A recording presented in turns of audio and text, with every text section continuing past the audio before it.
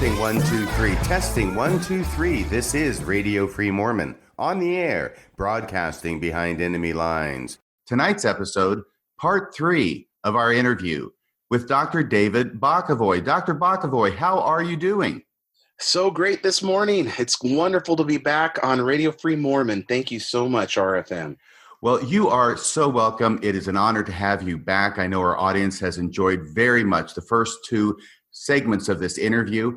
And if I can just set the stage for what we're going to be talking about today, because mainly what we're going to be focusing on is Abraham chapter 3, the astronomy chapter, if I can call it that. It's not only about astronomy, but it deals a lot with astronomy. And if I could just set the stage here, we've already talked about Abraham chapters 1 and 2 in the last interview. And we also, in the last interview, talked about Abraham chapters 4 and 5, though I don't think we got into that quite as much as we had hoped at the time. But we did not talk about Abraham chapter 3, and there is a great deal to be said about Abraham chapter 3. Now, in the framework of the book of Abraham, Abraham chapter 3 serves a very important function, because what it does is it is the bridge between the first 2 chapters of Abraham and the last 2 chapters of Abraham. Not only does it come in the middle as chapter 3, but it also functions as a bridge in subject matter between the 2 things, because as our audience will recall, when we last left Abraham, at the end of chapter 2, he was traveling, and he was almost ready to get into Egypt, to go down into Egypt. The stage is set for him to go down into Egypt, but in the narrative we have in the book of Abraham, which up to that point was following the Genesis account, it does not proceed to get Abraham into Egypt, because something important needs to happen first, and that is that Abraham needs to receive his knowledge of astronomy from the Lord, because that is what Abraham is going to be teaching when he gets into Egypt. Now, I'll say a few more things about that in a minute, but getting back to the structure, Abraham chapter 3 could be divided into 2 parts. The first half of the chapter is talking about astronomy and astronomical bodies, and it's also talking about time and how time is measured and reckonings and times of reckonings. But it gets halfway through, and then it segues into talking about the gods and the divine beings that existed prior to the creation of the earth, and then starts talking about, in sort of vague terms, some kind of dispute in heaven regarding God had a plan, and somebody who's unnamed in the text said that he would do what it was that God wanted him to do. And then somebody else who had apparently wanted to do the same thing, he didn't like that. And so he ended up getting thrown out. And he kept not his first estate, and at that day many followed after him. Okay, so that's the end of chapter 3. And that sets the stage for the bridge to chapter 4, where now, having established these gods that exist, or these divine beings, many of the noble and great ones who exist prior to the creation of the earth, then it starts in chapter 4 with Joseph Smith's reworking of Genesis chapters 1 and 2. But now he's going to introduce into that text some of the things that were very much on his mind, and which he had developed between 1835, when he translated the first 2 chapters of Abraham, and 1842, when he translated the last 3 chapters of Abraham. And among those things that he's going to work into the text, and we talked about some of these last time, are the fact that there is a plurality of gods. Every time Genesis says, and God made the heavens and the earth, and God did this, and God did that, and God did some other thing, right? He makes it plural, the gods, throughout.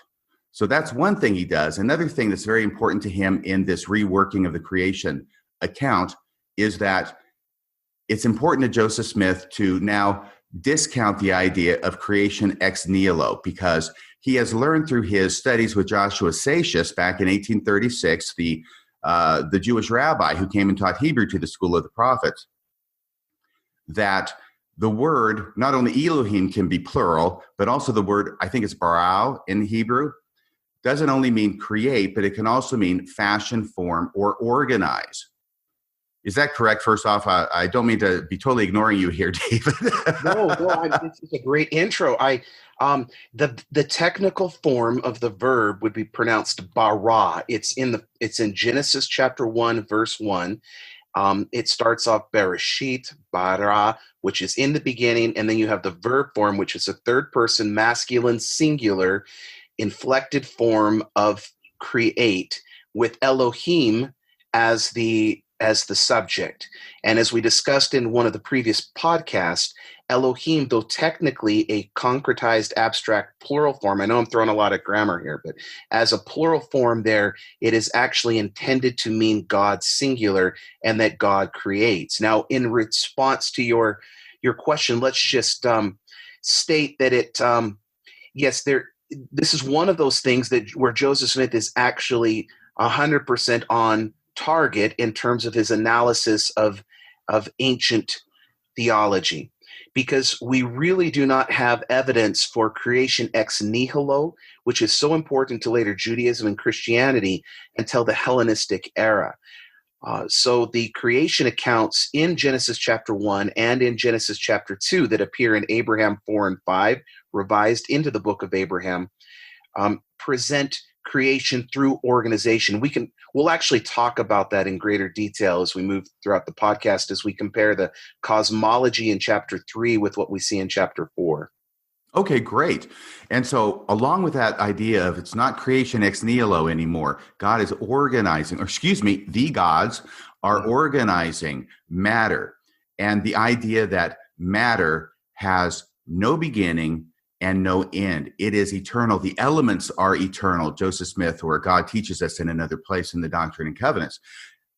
The elements are eternal, and so are the spirits or the intelligences. He seems to use those two terms interchangeably. Spirit is intelligence, and intelligence is spirit, at least in the book of Abraham, and later on in the King Follett Discourse, when Joseph Smith uses the two terms interchangeably. But these two things, spirit, intelligence, they also have no beginning. They are uncreated, and yet God organizes them just as he takes the pre-existing and eternally existing materials that's going to end up being used to create this earth and organizes those as well in the creation account. Your thoughts? That's wonderful. In fact, what we should perhaps do then is go ahead and consider where is Joseph Smith getting this idea from that connects Abraham with astronomy. Because that's really significant, and a lot of apologists have used chapter 3 to argue for the book's ancient authenticity, because Abraham is connected with astronomy, and that's just a very problematic argument. So maybe we should take it off from there. Okay, so let me set the background for you on this. We know that the book of Abraham has Abraham learning astronomy from God so that he can teach it to the Egyptians. By the way, 3:15 makes that explicit. And the Lord said unto me, Abraham, I show these things unto thee. That's all the planetary systems, right? I show these things unto thee before ye go into Egypt, that ye may declare all these words.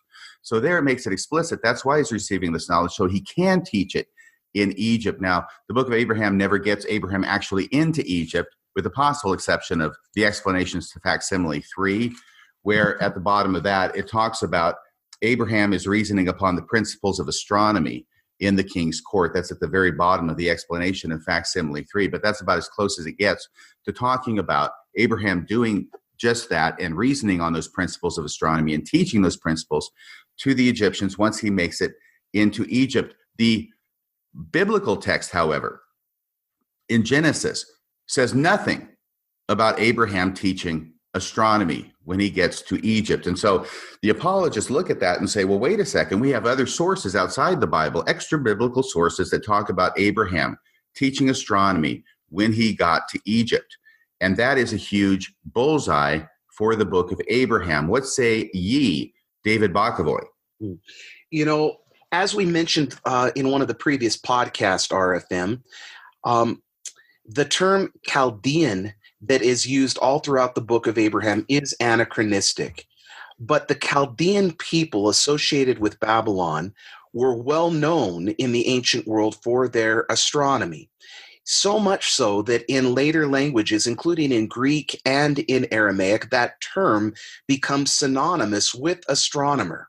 So this is well known in the ancient world and would have been well known to the people of Joseph Smith's time period.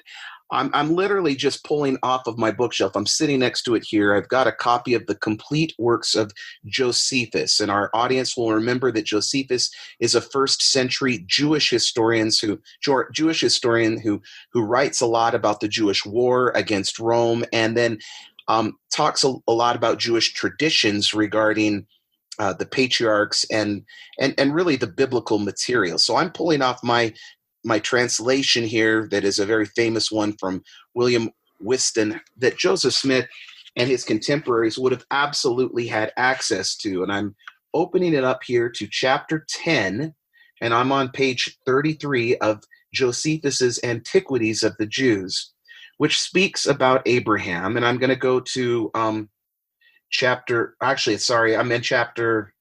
8. No, I'm in chapter 8. Yeah. First two, I'm guessing. Yes, you do. Very good. You have it all. You are well more organized than I am. Can I share that then? Yeah, please. So we read in verse 2 of chapter 8, whereas the Egyptians were formerly addicted to different customs and despised one another's sacred and accustomed rites, and were very angry one with another on that account, Abram conferred with each of them. And confuting the reasonings, they made use of every one for their own practices, demonstrated that such reasonings were vain and void of truth. Whereupon he was admired by them in those conferences as a very wise man, and one of great sagacity. When he discoursed on any subject, he undertook, and this not only in understanding it, but in persuading other men also to assent to him. And this is the money part, RFM, he communicated to them arithmetic and delivered to them the science of astronomy. For before Abram came into Egypt, they were unacquainted with those parts of learning, for that science came from the Chaldeans into Egypt, and from thence to the Greeks also.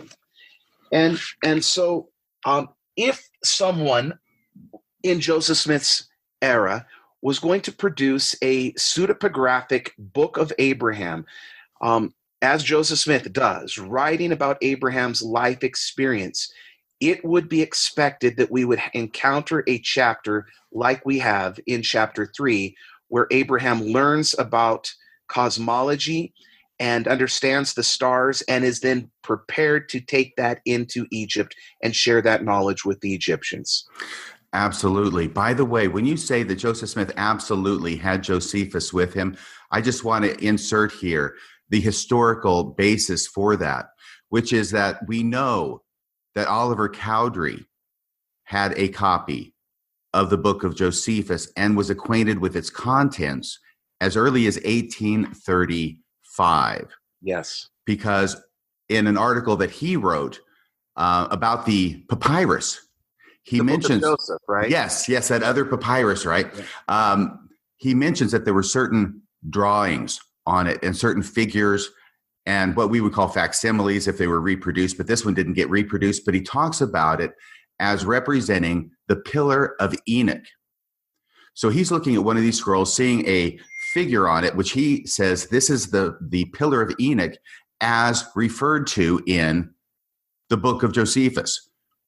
Yep. So in other words, Oliver Cowdery in 1835 knows about Josephus sufficiently enough to know that Josephus talks about the Pillar of Enoch.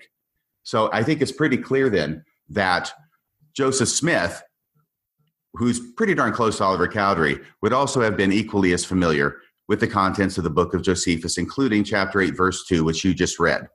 Absolutely. Very, very good, important background. Thank you for reminding our audience of that point. And I'll add that I think going back to 1835, and I've never written this and I haven't seen it argued, but I believe that it was Joseph Smith's intent to provide a chapter like chapter 3 in the book of Abraham all along. And I make that argument based upon 2 points, RFM. Mm-hmm. One, I would take us back to chapter 1, which was done in 1835, verse 28, where we read Abraham making this statement: I shall endeavor hereafter, meaning after chapter 1, right, to delineate the chronology running back from myself, which is the start of chapter 1, to the beginning of the creation. For the records have come into my hands, which I hold into this present time. And if we think about what he's saying there, to the beginning of creation, I think, RFM, this gives us a hint as to how far Joseph Smith intended to take the book of Abraham. Some people wonder why he stopped when he did. And what was he going to do after that? Would he then continue the story of Abraham and get all the way to the Akedah, the binding of Isaac? No, there wasn't enough scroll to justify translating that much material, number one, contrary to John Gee and Kerry Milstein's argument about the lengthy missing papyri. But on top of that, he tells us right here that the goal is to start with the Abraham story and then take us back through the beginning of the creation. So I think that was the goal all along. And then I'm going to also add to that the very important point that chapter 3 in the book of Abraham is a revised version of the Egyptian grammar and alphabet, which was produced earlier in 1835. And Dan Vogel, in particular, has made very strong historical arguments to show that is the case. Can I see your Abraham chapter 1, verse 28, and up you Abraham chapter 1, verse 31? Sure. Could you read that too? I think that makes it even more clear. Oh, excellent. Let me jump back. So you said take us to 33, did you say? No, the very last verse, 31 in chapter 1. Okay. But the records of the fathers, even the patriarchs, concerning the right of priesthood, the Lord my God preserved in my own hands, therefore, oh, wonderful, a knowledge of the beginning of the creation and also of the planets and of the stars, as they were made known unto the fathers, have I kept even unto this day, and I shall endeavor to write some of these things upon this record for the benefit of my posterity that shall come after me. Wonderful. It is explicitly stated, isn't it? Yes, it is. And this apparently is the last verse that Joseph Smith translated in 1835. And then we have to wait 7 years for him to get started again at the beginning of Abraham chapter 3. Now, actually, wait just a second here, because now that I'm thinking about it, now that's Abraham chapter 1. So that was translated in 1835. I did misspeak because he goes on to translate the rest of Abraham chapter 2 in 1835, or at least almost all of chapter 2. And then he commences again in 1842. So this is something that was very interesting to me because this gets very confusing now. If we can talk briefly about, by the way, did you have anything else you wanted to say about Josephus? No. I think that sets it up perfectly. And of course, as we know, he was taking advantage of Adam Clarke and perhaps other commentaries to help produce his scriptural accounts. And we should not underestimate, although apologists are wont to do so, how much education Joseph Smith had. He participated in debate schools. He participated. His father, of course, was an educator. He had access to library material. I mean, there's been a lot of study that has come out as of late to show that Joseph Smith was far more educated than most apologists have traditionally assumed. Yes, and I think he was largely self-educated as well. He had a keen native intellect and curiosity and ability to not only learn information, but also to make very interesting and unusual connections between different pieces of information. Yes. So we've got this very interesting idea here. I don't want to miss this other point. I'll bring it up in a minute. But this idea that naturally leads into this is the idea that it's very confusing how it is that the book of Abraham represents Abraham as getting this knowledge about the astronomy. Because we just read there that back in 1835, when that part was translated, he already has this knowledge. It's in the records that he obtained. from the fathers. And there's no information in Abraham about how he gets these records, right? It just says they're preserved and he has them. So we don't know how he has them, but he gets them. By the way, tangent here, this is similar to the beginning of the book of Mormon, where Nephi gets the brass plates. He gets the records that belong to the fathers. And we know how Nephi gets those brass plates. There's a famous story at the beginning of the Book of Mormon about how Nephi gets the brass plates. But if you look at 1 Nephi chapter 5, we know what's on the brass plates because it's described there. And it's basically all the prophets going all the way back to the beginning, and also many of the prophecies of Jeremiah. And one of the parts that I neglect focusing on, and which I did this morning in preparation, is that there's also something very important in those brass plates to Nephi, which is the genealogy of Lehi going all the way back to Joseph. So we have a similar record that has to be obtained, that has to be preserved among the Nephites with a similar genealogy, i.e. the fathers, and going back to the beginning and to the creation, it says, I think in 1 Nephi 5, to these records now that come into Abraham's hand with his genealogy going back to the fathers and a knowledge of the beginning of the creation. So just pointing that out here. So that was a tangent. By the way, did you have any thoughts about that tangent? I absolutely do, because if we think about it, to me, chapter 1, then when he learns about these things from the records of the fathers that are handed down to him, that really reflects more, a bit loosely, but it does connect better with Josephus and his statement that Abraham had received that knowledge because he was from the Chaldeans and was connected with that people so famous anciently with astronomy. But if we compare and contrast that, RFM, with what is said in chapter 3, remembering what you taught us, that material was produced in chapter 1 in 1835, and it's years later that he picks it up and gets to chapter 3 finally, Abraham is not going to learn from the records about astronomy. Instead, he will learn in verse 1, through the Urim and Thummim, he'll receive revelation on this matter.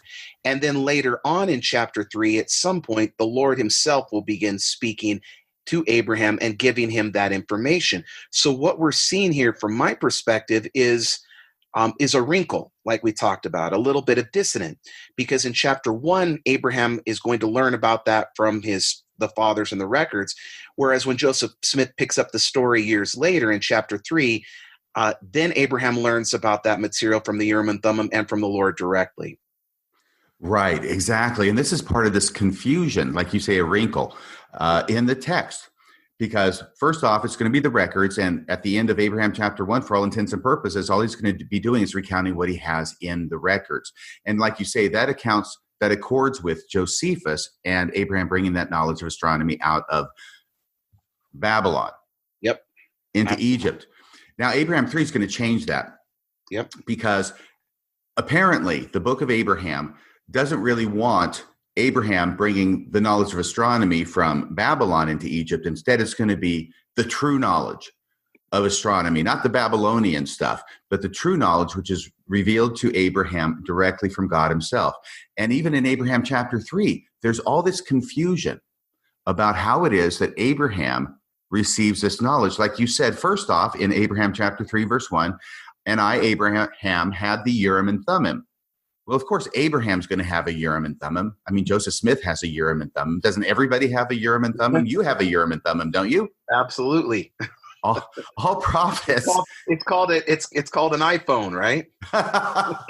Yeah, that is correct. It is like the iPhone. That was my bad Elder Uchtdorf impression. Formerly President Uchtdorf, now I Elder love that Uchtdorf. you and I have all these great inside jokes that we can, communicate back and forth to one another. Yeah, he's got the Urim and Thummim. And then in verse 4, he continues with that theme. And the Lord said unto me, by the Urim and Thummim. And then he says that Kolob was after the manner of the Lord. So he's getting this revelation in chapter 3 through the Urim and Thummim, at least so it appears at first. But then we get to verse 11, and we suddenly find out, wait a second, this isn't just the Urim and Thummim. God is making a personal visit. Verse 11, Thus I, Abraham, talked with the Lord face to face, as one man talketh with another. So suddenly now, God is there. It's not just Urim and Thummim. However Abraham's doing it, whether he has a stovepipe hat or something else to put the Urim and Thummim in so he can get this vision about the stars. But now God comes down and God is talking with him. And that theme from verse 11 is continued in, let me see here. I had it a second ago. I have my scriptures open before me. Oh, it'll come to me. It'll come to me. But that theme is continued further on about God coming down and talking with Abraham face to face. But then, if that's not confusing enough, by the way, David, but then something else happens in the very next verse, chapter 12, which is the way that Abraham gets his knowledge of astronomy. Could you read verse 12?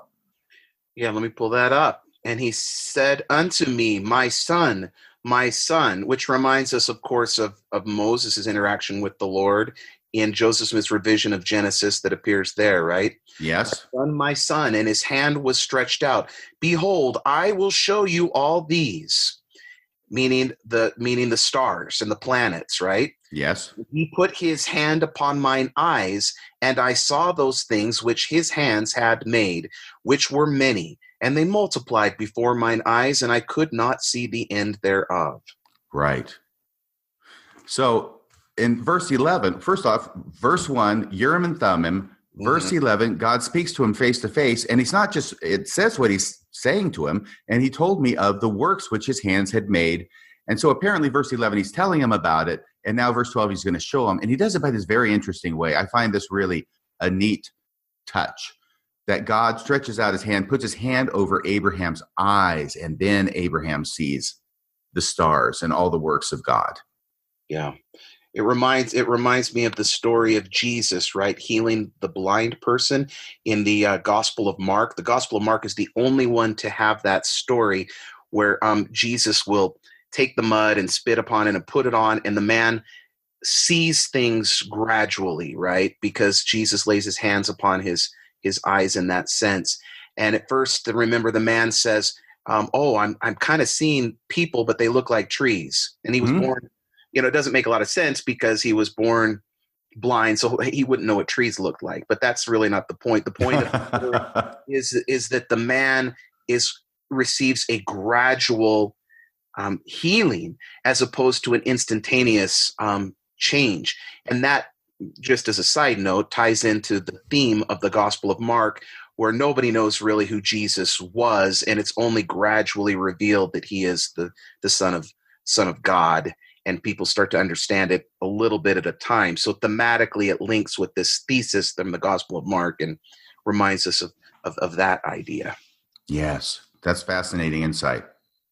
So now if we can just talk about the first part of chapter 3 that talks about the astronomy before it segues into the divine beings. And by the way, once again, from this more general, broader look at the structure, what ends up happening is a very, very nice literary device here, because there's going to be a number of verses up through verse 17 about the astronomy, regardless of how Abraham comes to this knowledge, whether it's from the records or from the Urim and Thummim, or from God speaking to him, or from the hand over the eyes. He gets the knowledge. It's recorded there in the first half of Abraham chapter 3. So if we talk about this astronomy has gotten a lot of attention from apologists over the years. And there have been a number of different tacks taken, that's hard to say, tacks taken on this material. Now, the first one I want to talk about, I just want to talk about 3 different views or 3 different approaches the different apologists have made to this material in order to prove that it's authentic, in order to prove that it's true and correct and really scripture. And the first one has to do with Jack West. Now, I know I talked to you on the phone about Jack West. Do you remember the book, The Case for the Book of Mormon? I don't know that I do. Well, when I joined the church, it had been made, I think he did a talk, he wrote a book, and then it was made into like a comic book, but not really a comic book, but there were characters in it. It was really easy to follow. And the idea was that not the case for the book, it was the Book of Mormon on trial. Oh, okay. Okay. The Book of Mormon on trial, where the Book of Mormon's on trial, and you have these attorneys who are trying to prosecute it and throwing all these arguments against it. And the Book of Mormon is there and calling witnesses and showing how he confutes all of these arguments and really is true. Yes. Okay. Yes. Now I'm with you. Yeah. Okay, that was based on a book by Jack West. That was his idea based upon his story about when he was in law school and all this stuff, and he presented the case for the Book of Mormon. Okay, not getting too much off on that tangent, but Jack West also did a number of other talks, which were recorded, and one of them had to do with the word of wisdom. Another one had to do with the Book of Abraham, which is why I bring up Jack West, because his approach to the Book of Abraham astronomy material was that this is revealing the way things really are in the universe when it's talking about astronomy. It was not only way in advance of Abraham and his understanding, or at least the cultures of his day, their understanding about astronomy, but it was way in advance of Joseph Smith too. So here's Joseph Smith revealing stuff that is way advanced because it's the way things really are, and the scientists are still trying to catch up to what Joseph Smith revealed in the Book of Abraham, chapter 3, in the astronomy chapter. And he even offered a reward. And I don't know how much it was, but it was money. That's why I remember it. That's why it caught my attention. I don't know if it was $100 or $1,000 that he said he was offering for everybody who could come up with a connection between the Book of Abraham, chapter 3, and modern advances in astronomy. So his view is Abraham astronomy, this is the way things really are. It's the future of astronomy. It's the things that science hasn't even uncovered yet.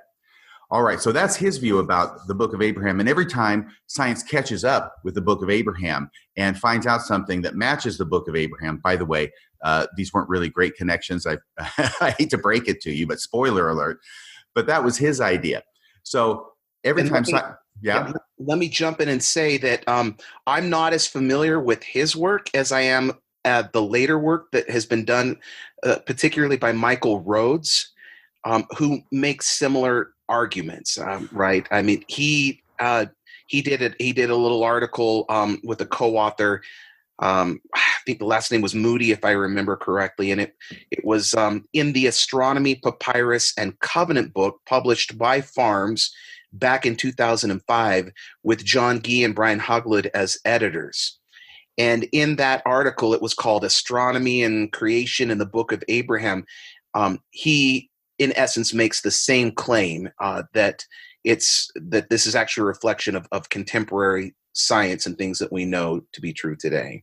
Oh, okay, great. I actually got the book, but I don't remember that paper. Yeah, he did another one too. Back in 2011, I remember for the Religious Studies Center. And anyway, that's something that he tends to argue is that point that you're making. That I think that was maybe the first apologetic argument was on chapter 3 was namely that it is a reflection of what we know to be true regarding astronomy in the modern era. Okay, so that's one approach, Jack West and Michael Rhodes, that they champion. But then there's another approach from another apologist, Daniel Peterson. And you remember that, was it 15 or 20 years, he came out with I'm sure he wrote an article, but then he did a video on it in a presentation called And I Saw the Stars. Mm-hmm. Yeah. In fact, that article actually came out in the same book that Michael Rhodes' article came out in, interesting enough, that Astronomy Papyrus and Covenant. And Peterson co-authored that with Bill Hamblin and John Gee. Oh, well, can you tell the audience what the argument in I Saw the Stars is? Yeah, I can. In fact, let me pull it up here. I'm going to pull up back in 2017, John Gee, who was a co-author of that article, basically summarized it in his Book of Abraham introduction that he did for Deseret Book. Recall that work. I'm going to pull that up because I have a PDF of it. And here's the section where he gives a summary of it. In essence, what those three apologists are going to argue is that chapter 3 presents what cosmologists would refer to as a geocentric model of the universe, meaning that the Earth is at the center of the universe and everything rotates around it. So here's Guy in his book, and he summarizes it this way. The astronomy in the Book of Abraham uses as its point of reference the earth upon which thou standest, which he is quoting Abraham 3, verses 3, 5, and 7. Then continuing with Guy's summary, it mentions various heavenly bodies such as the stars, among which is Kolob. These provide a fixed backdrop for the heavens. Among the stars are various bodies that move in relation to the fixed backdrop, each of which is called a planet or a light. Though since the sun and moon and certain stars are each also called a planet, we should not think of them as necessarily being what we call planets, which is very confusing to me.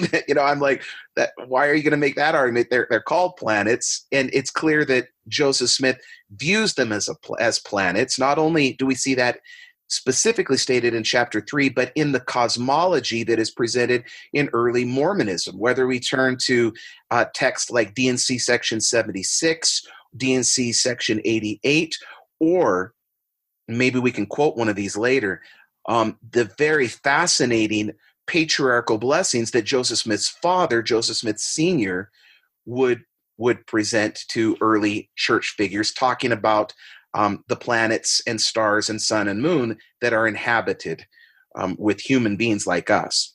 Anyway, let me get back to Guy. So I left off. He says, we should not think of them as necessarily being what we call planets. And I interjected and say, well, why the hell not? Continuing, each of these planets is associated with its times and seasons in the revolution thereof, quoting Abraham 3, verse 4.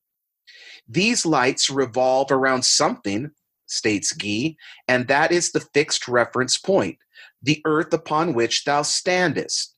The Book of Abraham thus presents a geocentric astronomy, like almost all ancient astronomies, including ancient Egyptian astronomy, end of quote. And I think that that's a good summary then of this model that has become very popular amongst apologists. And I listened to a brief podcast that was recently given on proofs for the Book of Abraham, and the fair Mormon apologist Michael Ash, very good person who relies heavily upon this sort of these sorts of apologetic arguments, summarizes it for a lay audience. So it's I think that's the predominant role, or the predominant viewpoint, I should state, that apologists now are using to interpret chapter 3, the geocentric model, as you mentioned, connected with Daniel Peterson and also Bill Hamblin. Right. So the thing I wanted to do here was contrast both of these, because according to Jack West and Michael Rhodes, the Book of Abraham portrays the future of astronomy from Joseph Smith's time, the future of astronomy, the astronomy that the scientists will figure out. Daniel Peterson et al. Go the other direction and say, no, what it represents is the ancient astronomy. It's the past of astronomy, the astronomy that the Egyptians knew when Abraham was there among them, as recorded in the Bible and as recorded in the Book of Abraham. He finally gets there. At least we know he will get there in the Book of Abraham. And so we've got both of those bases covered, right? And both of those show that the Book of Abraham is true. Whether it's the future understanding or the past understanding, that's okay. And then I wanted to add to that what Terrell Givens would say about Abraham chapter 3. I bring up his name, and I'm sure you have an understanding. I don't know that he's actually addressed chapter 3, but he's addressed pretty much everything else in Joseph Smith's translation of the Bible. And what would Terrell Givens say?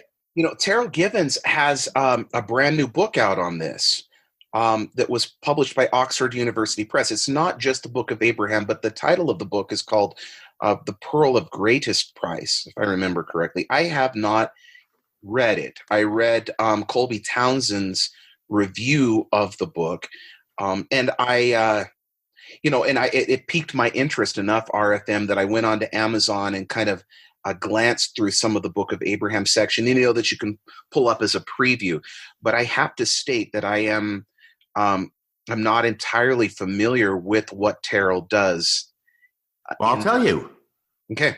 I'll tell you, because what he does is what he says is that what Joseph Smith is an eclectic aggregator. That's not his phrase. I think that's Anthony Miller's phrase, but it's the same idea. In other words, he takes ideas that he learns in his society from different books, different researches, talking with different people, and then he picks and chooses and incorporates them by means of what Terrell Givens calls his prophetic imagination. And then he combines all these different ideas he gets from different sources into his scriptures. And so Terrell Givens' view would be that the book of Abraham is true because they're from contemporary sources of Joseph Smith upon which he drew. So between Jack West, Daniel Peterson, and Terrell Givens, you've got the future of the book of Abraham shows it's true. Science is catching up to it. You've got the past of the book of Abraham, how it was understood anciently with the geocentric model that shows it's true. And then you've got Terrell Givens saying, well, if it shows the contemporary stuff that was being talked about in Joseph Smith's day, then that's what shows it's true. So they've got all their bases covered, past, present, and future. Everything shows the book of Abraham is true between all of them. Interesting.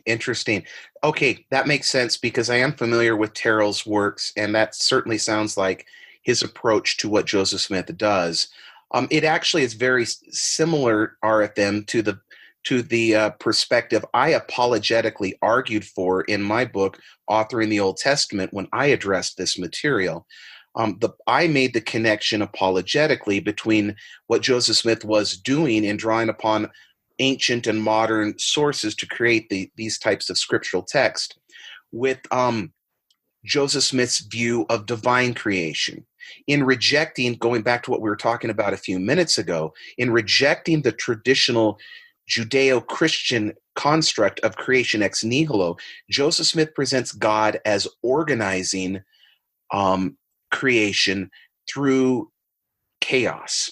And what I argued for in that book that I did is that Joseph Smith, therefore, is emulating divine creation in the production of these sacred texts. And so Terrell's approach is very similar then to the one that I apologetically presented in that volume. Let me add really quickly, though, that there actually is, I guess, maybe perhaps a fourth possibility or a fourth apologetic model that was presented by Carrie Milstein.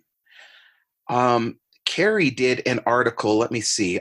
Carrie did an article back in 2009 for a CES journal titled Religious Educator. And back in 2009, Milstein wrote this article called Encircling Astronomy and the Egyptians, An Approach to Abraham, Chapter 3. Are you familiar with that? No.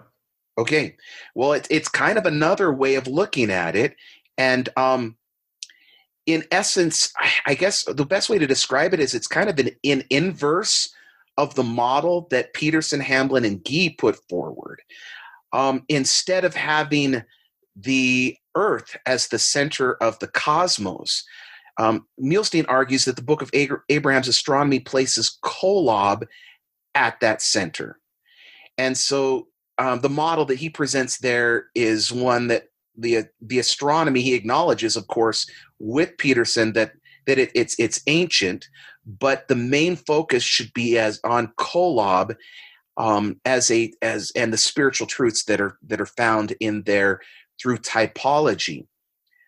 So one of the things that I believe, if I remember it correctly, and I know others have done, is that they will link Kolob, which is the planet nearest the throne where God resides, with Jesus Christ, who is nearest the Father, and should be therefore our spiritual focus. So perhaps that's just one more model that we could throw out there that apologist has presented. I'm imagining that Carrie Milstein probably bases that on the Arabic word KLB, yes, which means center. Yes, which he has made a big deal out of apologetically. That's precisely correct. Okay, so what we've got here, we've talked about the confusion in the book of Abraham. I mean, this is anything but a straightforward text that you can read and just understand what it's talking about. Because now you've got all these different ways that Abraham, sorry, I almost said Joseph Smith, but Abraham is portrayed as receiving this revelation. And now we're just talking about half a chapter with the astronomy, half a chapter, right? And yet you've got all these different people who are intelligent people who read it, they're educated, they're trying to understand it. And you've got all these different and contradictory ways of viewing these 18 verses of astronomy. You've got people saying, hey, this shows it's geocentric. You've got other people like Harry Mulestein saying, no, it shows that it's Kolob-centric, right? Mm-hmm. It's not, the center isn't the Earth, even though in the text, Kolob is only mentioned as being higher than the Earth. There's nothing at all in the text that talks about Kolob being the center. He's going off into his Arabic in order to make that argument. But you've got those two. Then you've got John West saying it shows the way astronomy will be discovered in the future. And you've got, once again, the geocentric, that's the way it was in the past. And finally, Terrell Gibbons coming in saying, no, this is the way astronomy was understood by some people in Joseph Smith's day, and he used his prophetic imagination to cobble the pieces together and put it in Scripture. Yep. So that's very, very interesting. And it's not easy to understand, but now I want to try and just give you my understanding of what it is that's being described here. Okay, and that's going to be different than everybody else's. Okay, awesome. I can't wait because I haven't heard it yet. Well, I get the idea that what's going on with people is that is very understandable. They come up with a theory, right? Something in the text suggests to them an idea. And so then they have a theory, and then they're going to construct everything else around their theory in order to make it support the theory. I see that with all four of these different examples that we've talked about. But what I'm going to try and do, and what I've tried to do, is just try and do a straightforward reading of the text and try and understand what is this text trying to say on its own terms without trying to make it fit some kind of theory. So here's what I think it says. First off, it's very clear that the Earth is at the bottom of this order. And don't try and, put this in space or anything, but the Earth is at the bottom of the order, and then everything else is above it. And there's all these planets and all these stars, whatever you want to call them. I know there's some, just like between intelligence and spirit, that those are used interchangeably. Star and planet kind of seem to be used interchangeably in the text as well. But there's all these bodies, let's put it that way, between the Earth and Kolob. And so we've got this gradation all the way up from the two ends of the spectrum, with Earth being at the bottom of the spectrum, Kolob being at the top of the spectrum. Of course, we'll find this reflected, at least hinted at, when it segues into talking about the divine beings, right? And that you've got God, just as Kolob is greater than all the other planets, even we have God talking about he's more intelligent than all the spirits. And even as we have one planet above another planet in the first part of the chapter, we have one spirit more intelligent than another spirit in the second part of the chapter. But going on with my straightforward reading, and I'm not going to read the text. I may refer to it, okay? But please get your Book of Abraham out in front of you and turn to chapter 3 if you want. What's going on is, first off, that's the order of the planets between Earth and Kolob. The second thing that's very important to the author is to talk about time and the duration of time and the reckoning of time. And that word is used, the reckoning of time. And it appears that the author believes that time gets longer depending upon how slow or fast the rotation of a particular planet is on its axis. Okay? Yes. So we first off, we start talking about the Earth. We all understand the Earth. We all understand there's 24 hours in a day. And that's the time it takes the Earth to, did I say revolve? It's rotate once on its axis. And this also gets into a problem with the text, because I think that I know that sometimes I'll misspeak, and I think it's very common for people to say a revolution versus a rotation. Yeah, well, that's the text is actually going to use revolution. Exactly. And revolution in a technical sense means the time it takes for a planet to orbit around the sun, or the moon to orbit around the Earth, whatever it is, a body to go around another body. That's technically a revolution. And a rotation is the movement of a planet or body on its own axis, without regard to how it's affecting or going around any other body. But that's a technical sense. In another sense, in a more general sense, a revolution is also a rotation. It's commonly used that way, not scientifically, but commonly, because it's revolving around its axis, right? Yep. Okay. So it means movement of something around something else. That's a revolution. So it can be used either way.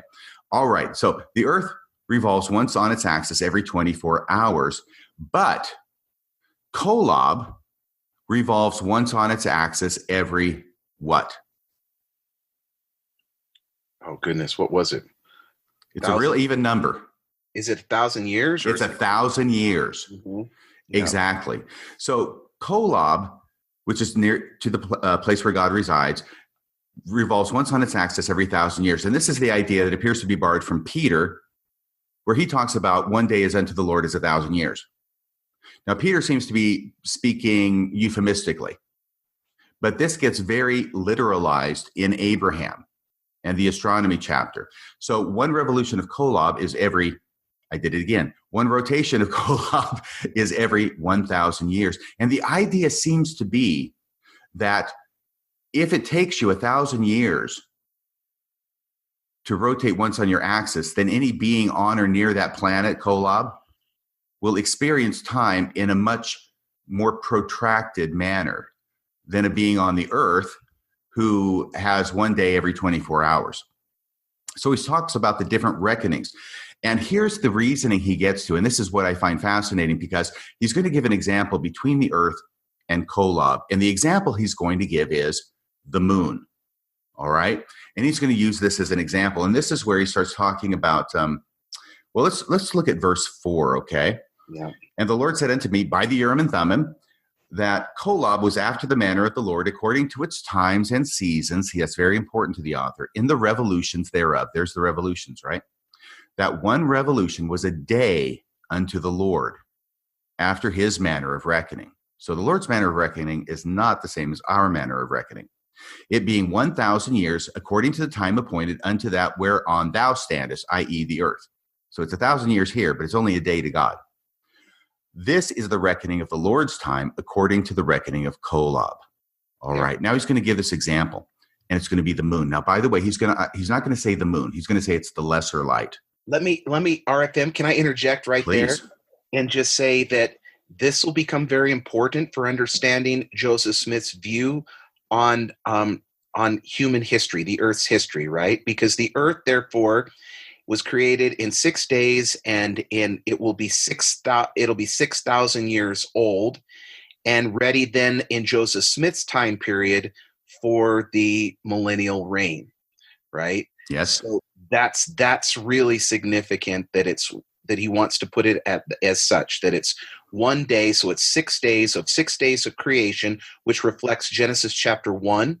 And on the seventh day, God rest. Well, the seventh time period would then be the millennial 1,000-year reign of Jesus Christ upon the earth, which means that Joseph Smith and his contemporaries are right there at the end of times, which, of course, the prophet believes that Jesus will come in his lifetime. Right. And so, by the way, that links into another change he makes in his creation account in Abraham 4 and 5, which is instead of talking about the different days of creation, he has Abraham talking about the different times. Times, precisely, which will connect then because it's from the perspective of Kolob. Right. So it's not a day of creation, even though he could say that because it's a day on Kolob, which is 1,000 years. But he says different times. Every time it talks about the evening and the morning was the first day. In Genesis, it talks about the evening and the morning was the first time.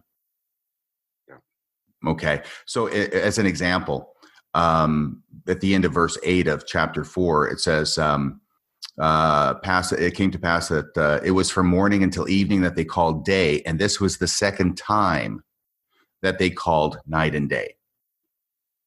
Yep. So it's all these time periods. It's not linked into a day, at least not as we understand it, not according to our reckoning, right? Yep. All right, so we go to the moon, right? And once again, the moon is not mentioned. It's referred to as the lesser light because in Genesis chapter 1 and 2, the lesser light and the greater light, the lesser light to rule the night and the greater light to rule the day. So we understand that the lesser light is the moon. It's the Earth's moon. So now in verse 5, and the Lord said unto me, the planet which is the lesser light. Okay, so he's referring to the moon as a planet. The planet which is the lesser light, lesser than that which is to rule the day, even the night, is above or greater than that upon which thou standest in point of reckoning. All right. So he's going to take us up to the next planet above Earth. So we're going to start moving along the spectrum from Earth to Kolob. Okay. So we're only going to be talking about the moon in detail here, but this is going to be the example of if there's one above another, then it shows that there's going to be one higher than that until you get to Kolob. And what he's throwing in is this twist that not only is it higher than the Earth until you get to Kolob, but every single planet that you arrive at along that spectrum is going to move a little bit more slowly than the Earth. Yep. And more slowly, and then another one more slowly until you get to Kolob, which is the slowest of all because time is the longest there. Okay, so still in verse 5, talking about the moon, the lesser light than that upon which thou standest in point of reckoning, for it moveth in order, I'm quoting now from verse 5, for it moveth in order more slow. This is in order because it standeth above the earth upon which thou standest. Therefore, the reckoning of its time is not so many as to its number of days and of months and of years. So it's talking about the moon moving more slowly than the earth moves. And there is this implication here, which I think is obvious from the text, that time is slower on the moon. Because if a planet moves more slowly, then time itself slows down. That's the implication I'm getting there. And those are the reckonings. Now, having said that, can I just tell you why it is that I think that Joseph Smith and other people in his day, I can't give you a quotation or citation, believe that the moon moved more slowly? Because you say, what does that mean? What do you mean the moon moves more slowly? Well, I think the problem is that we're coming at it from the point of view of our modern understanding of astronomy, which really doesn't link with that. But here's the deal. The moon moves more slowly. I think that what Joseph Smith's getting at here is the idea of what the scientists would call today apparent retrograde motion. Have you ever heard that expression before? I have. Okay, so why don't you tell us what apparent retrograde motion is as it relates to the moon, if you can? I can't. I'm sorry. You're going. You're good. I'm good at talking about things in terms of ancient astronomy. If we're going to really get into contemporary sorts of viewpoints, I'm going to be I'm not your guy. All right. Let's talk about how the Babylonians saw things, but well, I know this only because I've studied it because of the Book of Abraham.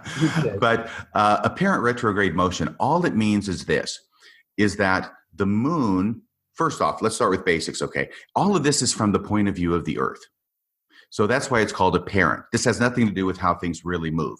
But from the Earth, certain things appear to move in certain ways, as far as the moon, the sun, the stars, the planets, right?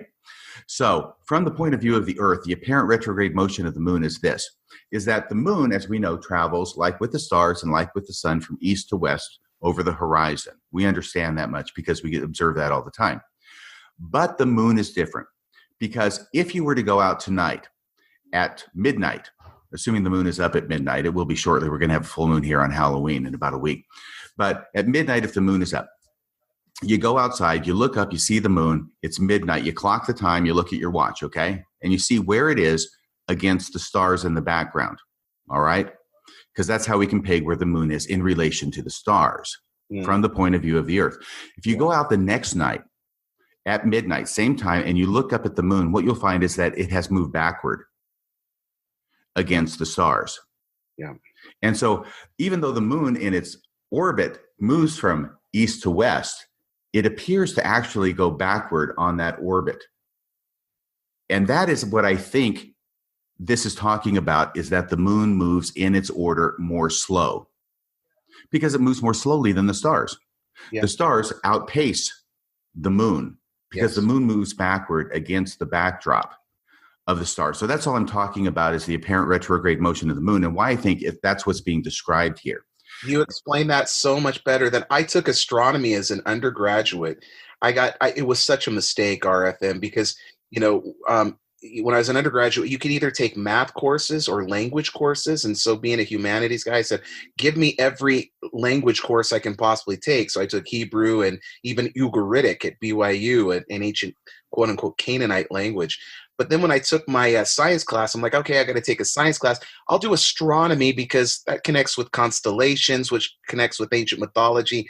Let's do that. And I sat in that first astronomy class, and the astronomer professor said, okay, for the next class, here's the equation to mathematically figure out the distance between stars. You're going to have to memorize this equation.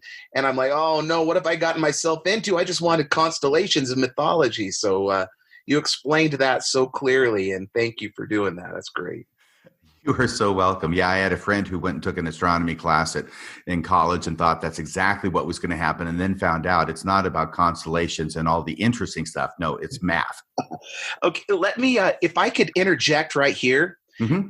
I think I've got something that might be worth adding, because with your really wonderful observation here on the moon. And that is, as we read these verses, I think we have to ask ourselves, well, why does Joseph Smith, as author, care about time on the moon? Why does he care about time on these other stars and planets? Why does it matter if there is if time is reckoned in those spheres? From a contemporary astronomical perspective, it wouldn't matter to us at all, because we know that the moon is not inhabited. Therefore, what value does time have? But in the 19th century, it was very common for theologians and natural astronomers to assume that the moon, the sun, the stars were inhabited by human beings just like us. And that is why we're going to see patriarchal blessings like this one given to Lorenzo Snow by Joseph Smith Sr. If I could just share this brief little section here. In his patriarchal blessing, Lorenzo Snow receives these promises. Thou hast a great work to perform. God has called thee to the ministry. Thou must preach the gospel unto the inhabitants of the earth. Thou shalt become a mighty man. Thou shalt have great faith, even like the brother of Jared. Thou shalt have power to translate thyself from one planet to another, and power to go to the moon, if thou so desire. Power to preach to the spirits in prison, power to rend the veil and see Jesus Christ at the right hand of the Father, power like Enoch to translate thyself to heaven. End of quote. And this is just one illustration of many that we could turn to in early Mormonism, where the sun and moon are depicted as having inhabitants that we could actually go visit and see, which ties into Abraham chapter 3 and the very reason why it would even matter that time is being recorded and understood on these other planetary entities. That's fascinating. Absolutely fascinating. So that's basically what I'm talking about. And I think that as straightforward as I can do it, okay, reading of this astronomy section in Abraham is just talking about an ordering of the planets from Earth up to Kolob, giving the moon as an example about the rotation slowing, because it seems that in Joseph Smith's mind, or Abraham's mind, or whoever's writing this' mind, that this retrograde motion of the moon somehow equates to a slower rotation on its axis. Or maybe the revolutions and the rotations are being combined in some way. But it does seem that what it's talking about is, we're going to talk about the moon. It moves in order more slow, which sure seems like it's talking about retrograde motion. And then you get all the way up to Kolob, which is moving the slowest of all. And there, time is so elongated and protracted that there's 1,000 years to one day. Yeah. Okay, so that's my understanding about that. By the way, something else that's very interesting is when you get to the end, because it's talking about reckonings, right? In your time of reckoning, there's a time of reckoning on the earth, there's a time of reckoning on Kolob, and one is not the same as the other. Then when you get to chapter 5, almost at the end of what we have in the book of Abraham, after Adam's been created the second time, where it talks about the tree of knowledge of good and evil in verse 13. And then it goes on in verse 13 to say, now I, Abraham, saw that it was after the Lord's time, which was after the time of Kolob. For as yet the gods had not appointed unto Adam his reckoning. Yeah. Do you see that there in chapter 5, verse 13? Yes, that's wonderful. And so, of course, I don't think Joseph Smith expatiated on this, but I know that Brigham Young did. And I think that this is where he's getting his cues from when he talks about, first off, he's talking here about the earth apparently having the same reckoning as Kolob, which means that the earth at this time is really rotating once on its axis every 1,000 years, right? Just the same as Kolob. The reckoning of time is the same. Yep. So what does that mean about the placement of the earth? It's near Kolob. Mm-hmm.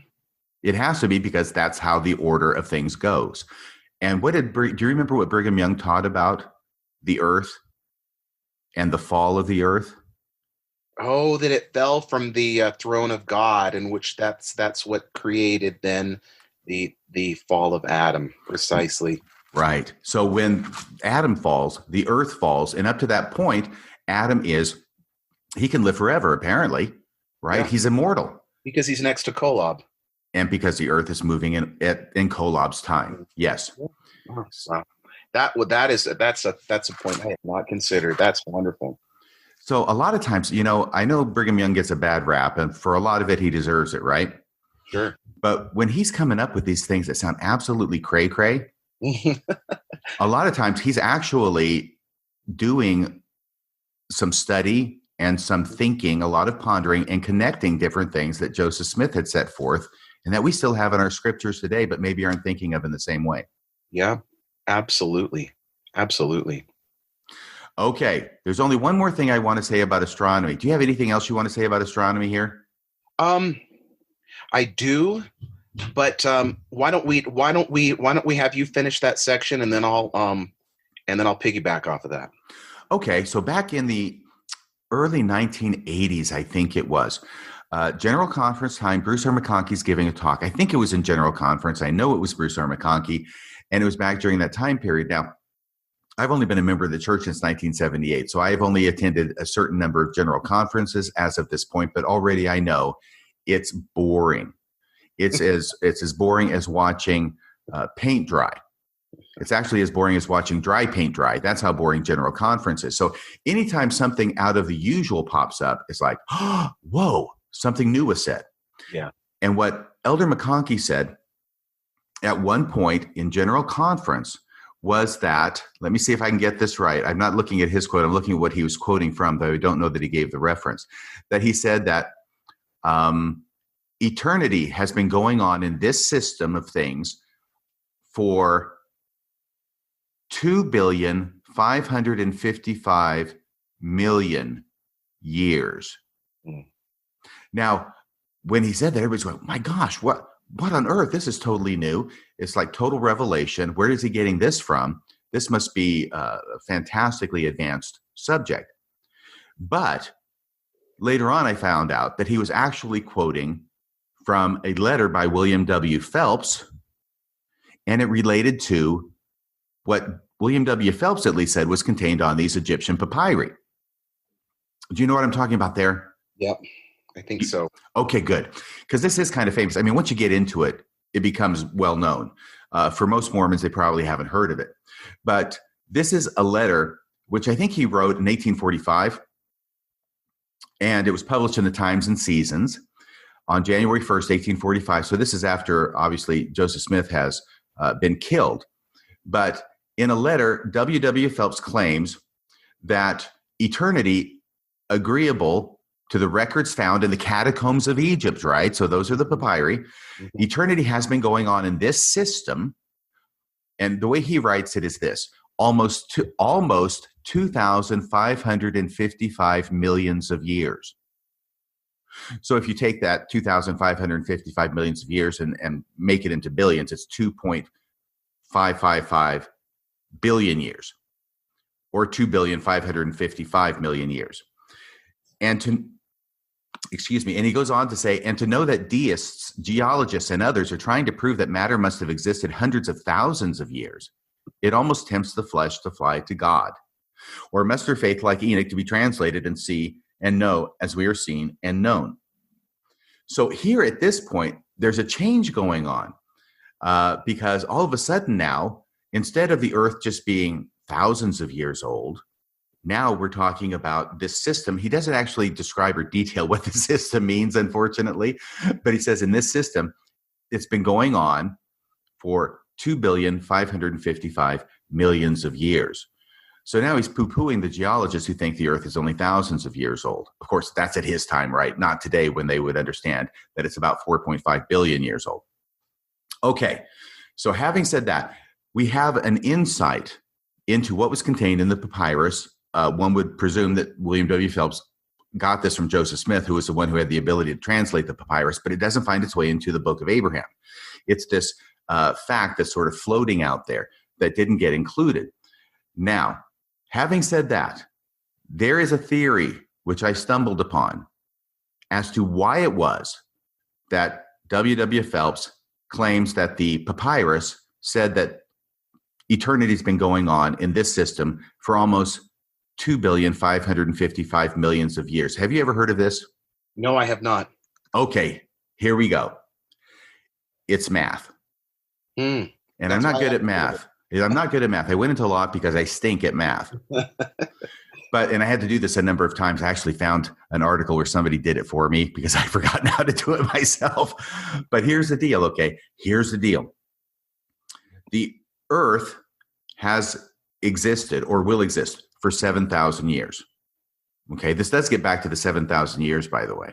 Okay, 7,000 years of the earth's temporal existence, correct? Mm-hmm.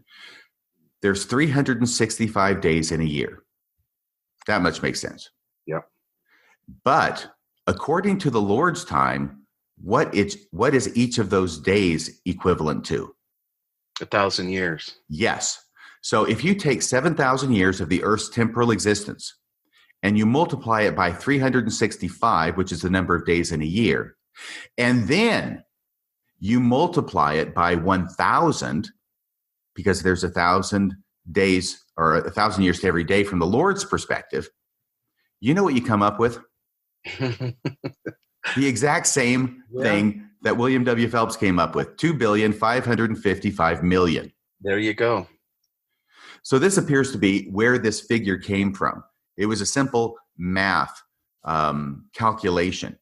And so it does appear that if we're going to take that even one step further, and I don't know if I want to, but I'll just do it in a speculative, tentative kind of way, that apparently this is what God's time would look like when he's looking at the earth in its 7,000 years from God's point of view, because we're looking at it from God's point of reckoning, 1,000 years to every day. It's actually 2,555,000 years that the earth has been in existence. Wow. That's fascinating. Yeah, that is really, really interesting. Well, thank you. I thought it was really cool because it's one thing just to hear the number. It's another thing to realize, probably, because he doesn't say how he gets it. Mm-hmm. But when you do that math and it comes up to the exact same number, it's a pretty good clue. Yeah, absolutely. Okay, so now I think we're done pretty much with the astronomy. And let's segue into how the astronomy relates to the divine beings, because now Joseph Smith is going to introduce, at least in Scripture, this idea of a grand council in heaven. Okay. Before we get there, yep. Is it okay if I piggyback on that then? And because I think there's something, and it may take a few minutes to get into, but I think it's really significant. Please go ahead. Okay, let's return then, RFM, to the idea apologetically that Peterson and others have put forward, that this presents a geocentric model. Going back then and remembering what John Gee said in his 2017 publication on the Book of Abraham, where he presents a summary of it. And, a lot of it is based upon this phrase that appears over and over again in chapter 3, where God says, the earth upon which thou standest. And he uses that as a center point of reference. From that, they built their argument for the geocentric model of the universe that is supposedly presented in this chapter. From my perspective, RFM, they are taking this in and it just directions that the text does not warrant. By referencing the earth, we're really seeing, in my mind, the same thing that appears with Joseph Smith's revision of Genesis in the book of Moses. If you'll recall, Moses chapter 1, God speaks to him. Let me pull that up, and he says this in verse 35. But only, this is God speaking to Moses, just as he speaks to Abraham in chapter 3. Verse 35, but only an account of this earth and the inhabitants thereof give I unto you. For behold, there are many worlds that have passed away by the word of my power. And there are many that now stand, and innumerable are they unto man, but all things are numbered unto me, for they are mine, and I know them. So I believe really we're just seeing the same thing.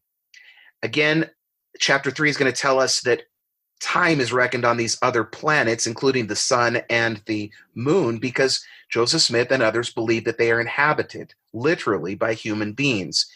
And this also appears in his revision of Genesis, but the focus is on this earth instead of those other inhabitants. And we're also reminded, of course, of D&C section 76 and the introduction to that, where Joseph Smith and Sidney Rigdon have the vision of the 3 degrees of glory compared to the sun, the moon, and the stars. And we learned that the inhabitants are saved by Jesus Christ, are all sons, begotten sons of daughters unto God through Jesus Christ. That's even made more explicit by the poetic revision that Joseph Smith does to section 76 later on, where he says literally that they are saved by this very same Savior as ours.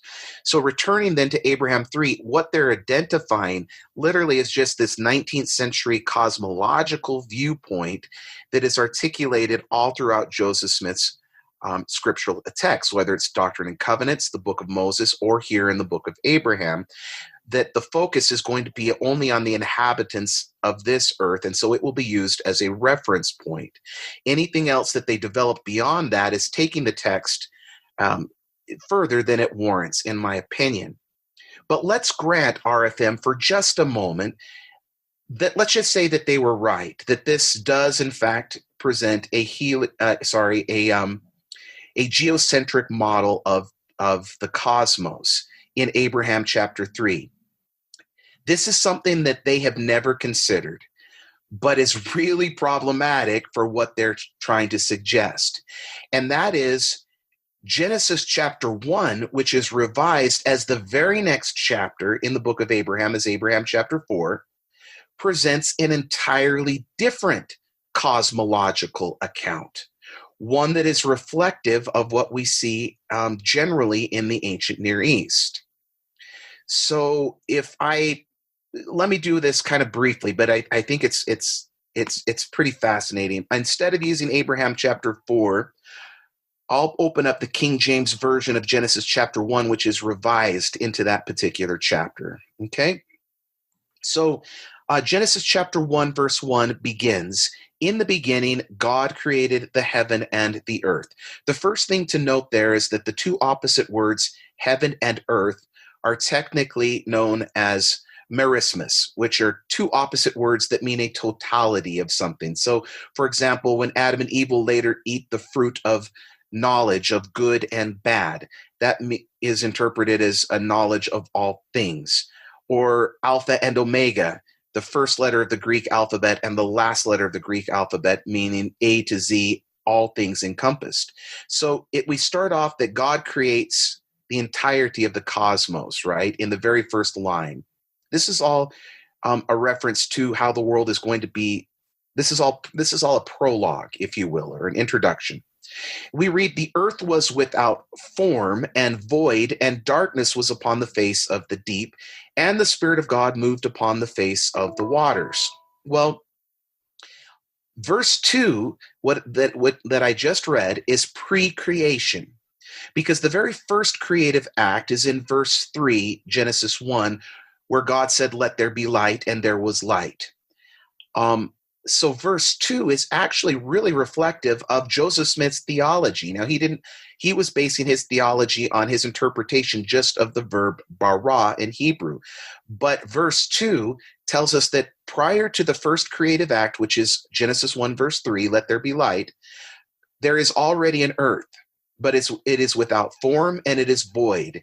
And then we read that there was darkness upon the face of the deep. By the way, that word deep is a translation of the Hebrew word tehom, which is an exact cognate of the Akkadian word Tiamat, the sea monster that is battled by Marduk, the chief god of Babylon, in the creation that is presented in Enuma Elish that has influenced Genesis chapter 1, as we discussed in the previous podcast. But here, Tiamat, and I won't explain why, it's technically grammar. Akkadian still has what are called case endings, and that is what that ot is in Tiamat. If you remove that, you basically have Tahom in Hebrew, which is deep. So God does not have to fight Tiamat here. In fact, it's just something that is mentioned here as part of pre-creation. And that's important because the author of Genesis 1 does not want to present creation as is typically done in the ancient Near East through theomachy, a technical term that means divine combat, where the gods, like Marduk, go to battle against a sea monster like Tiamat. Instead, later on in the chapter, the sea monsters will be mentioned, but God just creates and forms them. He doesn't battle them. Anyway, moving on then, to understand this account of cosmology, it is divided into 6 days, right? Well, each day is a mathematical equation in and of itself, but the math is pretty easy. We can all do it. So, for example, day 1, God will create the light, right? And then on day 4, God will create the entities that pertain to the light and the darkness. He'll create the sun, the moon, and the stars. On day 2, then, which is in Genesis chapter 1, verse 6, again, all of this is revised and presented in the very next chapter of the book of Abraham. We read, God said, let there be a firmament in the midst of the waters, and let it divide the waters from the waters. And this is the 2nd day. Well, what is that firmament? Really what it is, I guess the best way to describe it is something kind of like a clear, see-through plastic dome that is above the earth, which is flat, and that dome is keeping the waters above us from falling down upon the flat earth.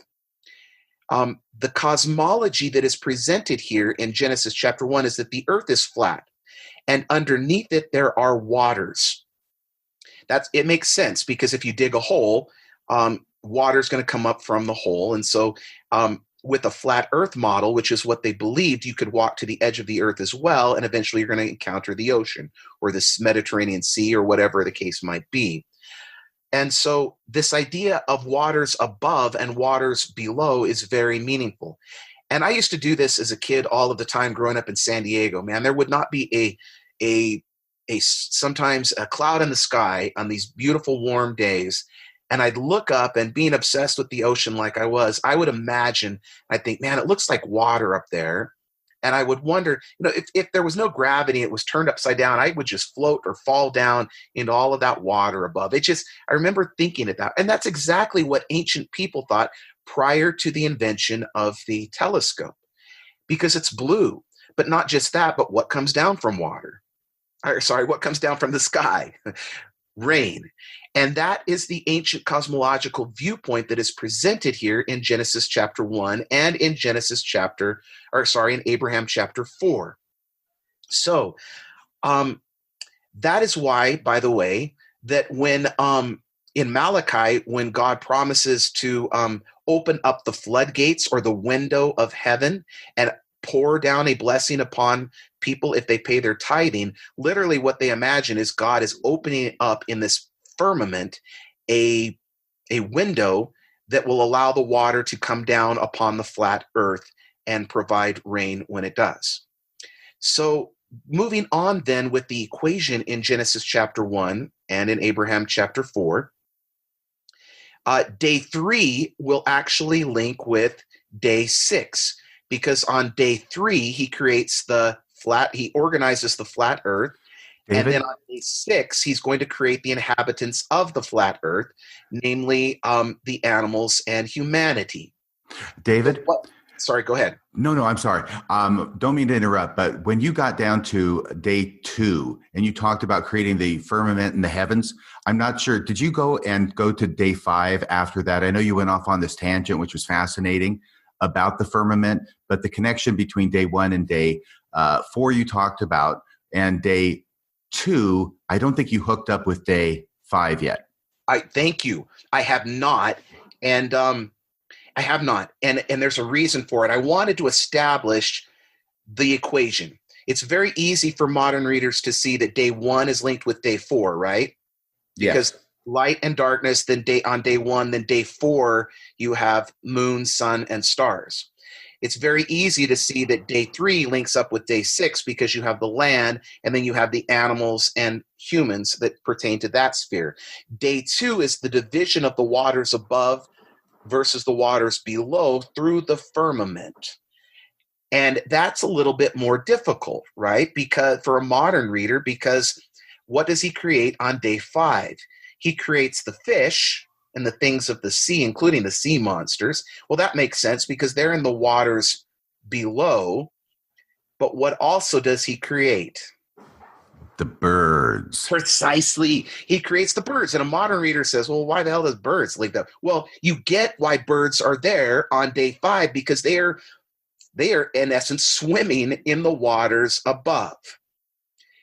And so this is an entirely different cosmological account and view of the universe than what would be a geocentric model presented in Abraham chapter 3, according to the apologetic argument. Because if the earth is at the center and all things are revolving around it, you do not have a flat earth. You have a round earth at which everything is at the center. It's the only way for that to make sense. And it does not link up with modern with ancient cosmological accounts, including the very one that appears in the very next chapter of the book of Abraham. In fact, I did this this morning because I was curious as to what it would do. You're going to enjoy this. Watch this. I went ahead and I just said, I wonder what Wikipedia is going to do on this. And so right before we started our podcast, I just Googled the Wikipedia article on biblical cosmology. Let me say just Wikipedia has gotten much better over the years.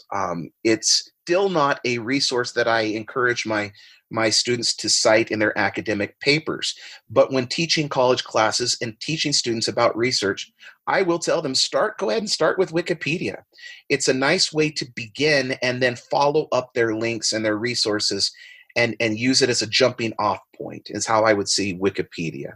But let's go ahead, and I Googled RFM biblical cosmology, and I opened up the Wikipedia site, and they're actually right on all of this, and check this out. I'm going to go ahead and read just the first 2 paragraphs of the entry. Biblical cosmology is the biblical writer's conception of the cosmos as an organized, structured entity, including its origin, order, meaning, and destiny.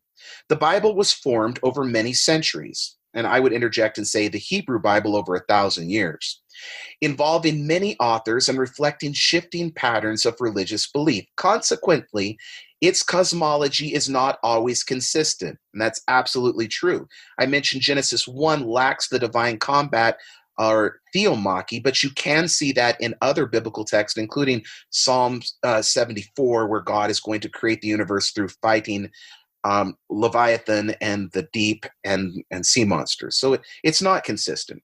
We shouldn't expect it to be. Returning to Wikipedia. Nor do the biblical texts necessarily represent the beliefs of all Jews or Christians at the time they were put into writing. The majority of those making up Hebrew Bible or Old Testament, in particular, represent the beliefs of only a small segment of the ancient Israelite community. The members of late Judean religious traditions centered in Jerusalem and devoted to the exclusive worship of Yahweh. And now here's where this is important. Second paragraph on biblical cosmology. The ancient Israelites envisioned a universe made up of a flat disc-shaped earth floating on water, heaven above, underworld below, which is just what I described. And let me interject RFM and say, if our listeners want to see another cool version of this in the Hebrew Bible, go to the book of Jonah. When Jonah is swallowed by the great fish, he tells us that he went down to hell in the King James, which is a translation of the Hebrew word Sheol. And Sheol does not mean hell, the place where Satan resides and people shovel coal and demons with pitchfork torture people. That's a contemporary perspective. Sheol in the Hebrew Bible actually just means the underworld. It's equivalent to Hades in Greek thought or mythology. It's the world of the dead. So Jonah says, I went down to the underworld, and he then says, and I went down to the bottoms of the mountains, which are underneath the sea, because that's where the fish is going to take him after he swallows him, and he'll be there for 3 days and 3 nights before the fish returns him to the land and vomits him up there. So that's a fun one to look at. I'll return now to Wikipedia really quick. So it says, let's see. Humans inhabited Earth during life and the underworld after death. There was no way that mortals could enter heaven, and the underworld was morally neutral. That's true. We don't have a concept of heaven until later in Judaism, and that will actually be influenced specifically through Zoroastrianism, Persian religion. Continuing, only in Hellenistic times, after 330 BCE, did Jews begin to adopt the Greek idea that it would be a place of punishment for misdeeds and that the righteous would enjoy an afterlife in heaven. In this period, too, the older three-level cosmology in large measure gave way to the Greek concept of a spherical earth suspended in space at the center of a number of concentric heavens. In other words, a geocentric model. In fact, that's what this Wikipedia article is going to talk about. It's going to talk about the fact that the geocentric model is going to come in later on. I'm going to jump down to the section on heavens, earth, and the underworld. The Hebrew Bible depicted a three-part world with the heavens, Shemayim, above, earth, Eretz, in the middle, and the underworld, Sheol, below. And here's our point that's so important. After the 4th century BCE, this was gradually replaced by a Greek scientific cosmology of a spherical earth surrounded by multiple... Oh, shoot, I already read that. I can't find where I'm looking. Okay. It's the footnote. That's where it was. Okay, it was gradually replaced by a geocentric, by this other model. Then it takes you got to follow it down to footnote 6. This is where I was, okay? During the Hellenistic period of a geocentric model of the universe largely replaced the older three-tiered universe model. For Greek thinkers such as Aristotle, proposed that the earth was a sphere suspended freely in space. Do you see where I'm going with this? I see one way to go with it, but it may not be your way. Please tell me. Okay, where I'm going with this is that the cosmology that is presented in Genesis chapter 1 is the ancient one that we find commonly articulated throughout the Near East, the world of Abraham, if you will, where we have a flat earth and that the sun, the moon, the stars are it's in suspended animation above the earth on the firmament. And the idea of a geocentric model where the earth is the center, where things revolve around the earth, which the apologists want to present as the model being presented in Abraham chapter 3, there are major problems with that. Number one, you have a different cosmological account being presented in Abraham chapter 4, which is derivative of Genesis chapter 1. That's a problem for their argument and that they've never considered. But number two, it's a Hellenistic model. And so why in the world would God, through the Urim and Thummim, reveal to Abraham a later model that the apologists argue is not is not reflective of contemporary astronomy, but it's based upon what ancients would understand when that model derives from the Hellenistic time period and does not appear in the Hebrew Bible. That makes no sense. From my perspective, if God is going to reveal something through the Urim and Thummim, he would do it in one of two ways. Either he would use the perspective that Abraham already held, which is going to be much more reflective of the cosmology that appears in Genesis chapter 1 or the book of Abraham chapter 4, and then use that to teach spiritual truths, which is kind of the way that Carrie Milstein would go. Or he's going to go with the model that it is actually a true reflection of the universe that Abraham was going to receive, that reflects what we know to be true through contemporary scientific analysis. The idea, why in the world would he ever then, through Urim and Thummim and by placing his hands upon Abraham's eyes, reveal to him an ancient model that derives many centuries after Abraham's lifetime, but is actually not a reflection of historical reality? So what I'm trying to say here, and I hope I've articulated it well, is that there are, from my perspective, two very significant problems with that, the main apologetic reading of Abraham chapter 3. Number one, you have a different cosmology presented in Abraham chapter 4 that reflects Genesis 1. And number two, it's a later Hellenistic model that Abraham wouldn't have known, and that I can see no reason that God would have revealed, since it's not an actual reflection of reality. I know that was lengthy, but have I done that okay? Have I done it justice? No, I think that's great. If you look at Abraham chapter 3 and the astronomy presented there, at least on its own terms, it is consistent with itself. And if you look at Abraham chapter 4, you have a completely different cosmology reflected, which is consistent within itself. But the two different sets of cosmologies in 3 and 4 completely contradict each other. And not only that, but the one reflected in 3 would not have come from Abraham's day, but from, 1,500 years later. Yeah, through the Hellenistic time period with the Greek thinkers that will then influence through Hellenization and the dispersion of Hellenized ideas that will influence Judaism. So now you got it. You got it. I think we did it okay. I think we did it justice. Now let me defend the apologists for just a minute. Although I don't think that they've recognized the problem that I identified in the different cosmological accounts presented between Abraham 3 and Abraham 4, if they're correct that it is a geocentric model that is being presented there. They are sophisticated thinkers, and these are intelligent men. And so what the argument that they will present is, well, we recognize that the papyri that Joseph had do not date to Abraham's time period. And so the assumption is that you have a Jewish author in Egypt using Egyptian symbols and writing to tell the story of Abraham, and using Abraham lore and things like that perhaps dates from their perspective back to Abraham, to create a book of Abraham from the Hellenistic time period that Joseph Smith then translates. So they would argue that, it's a geocentric model. Abraham wouldn't have thought of that, but it reflects then the author from antiquity.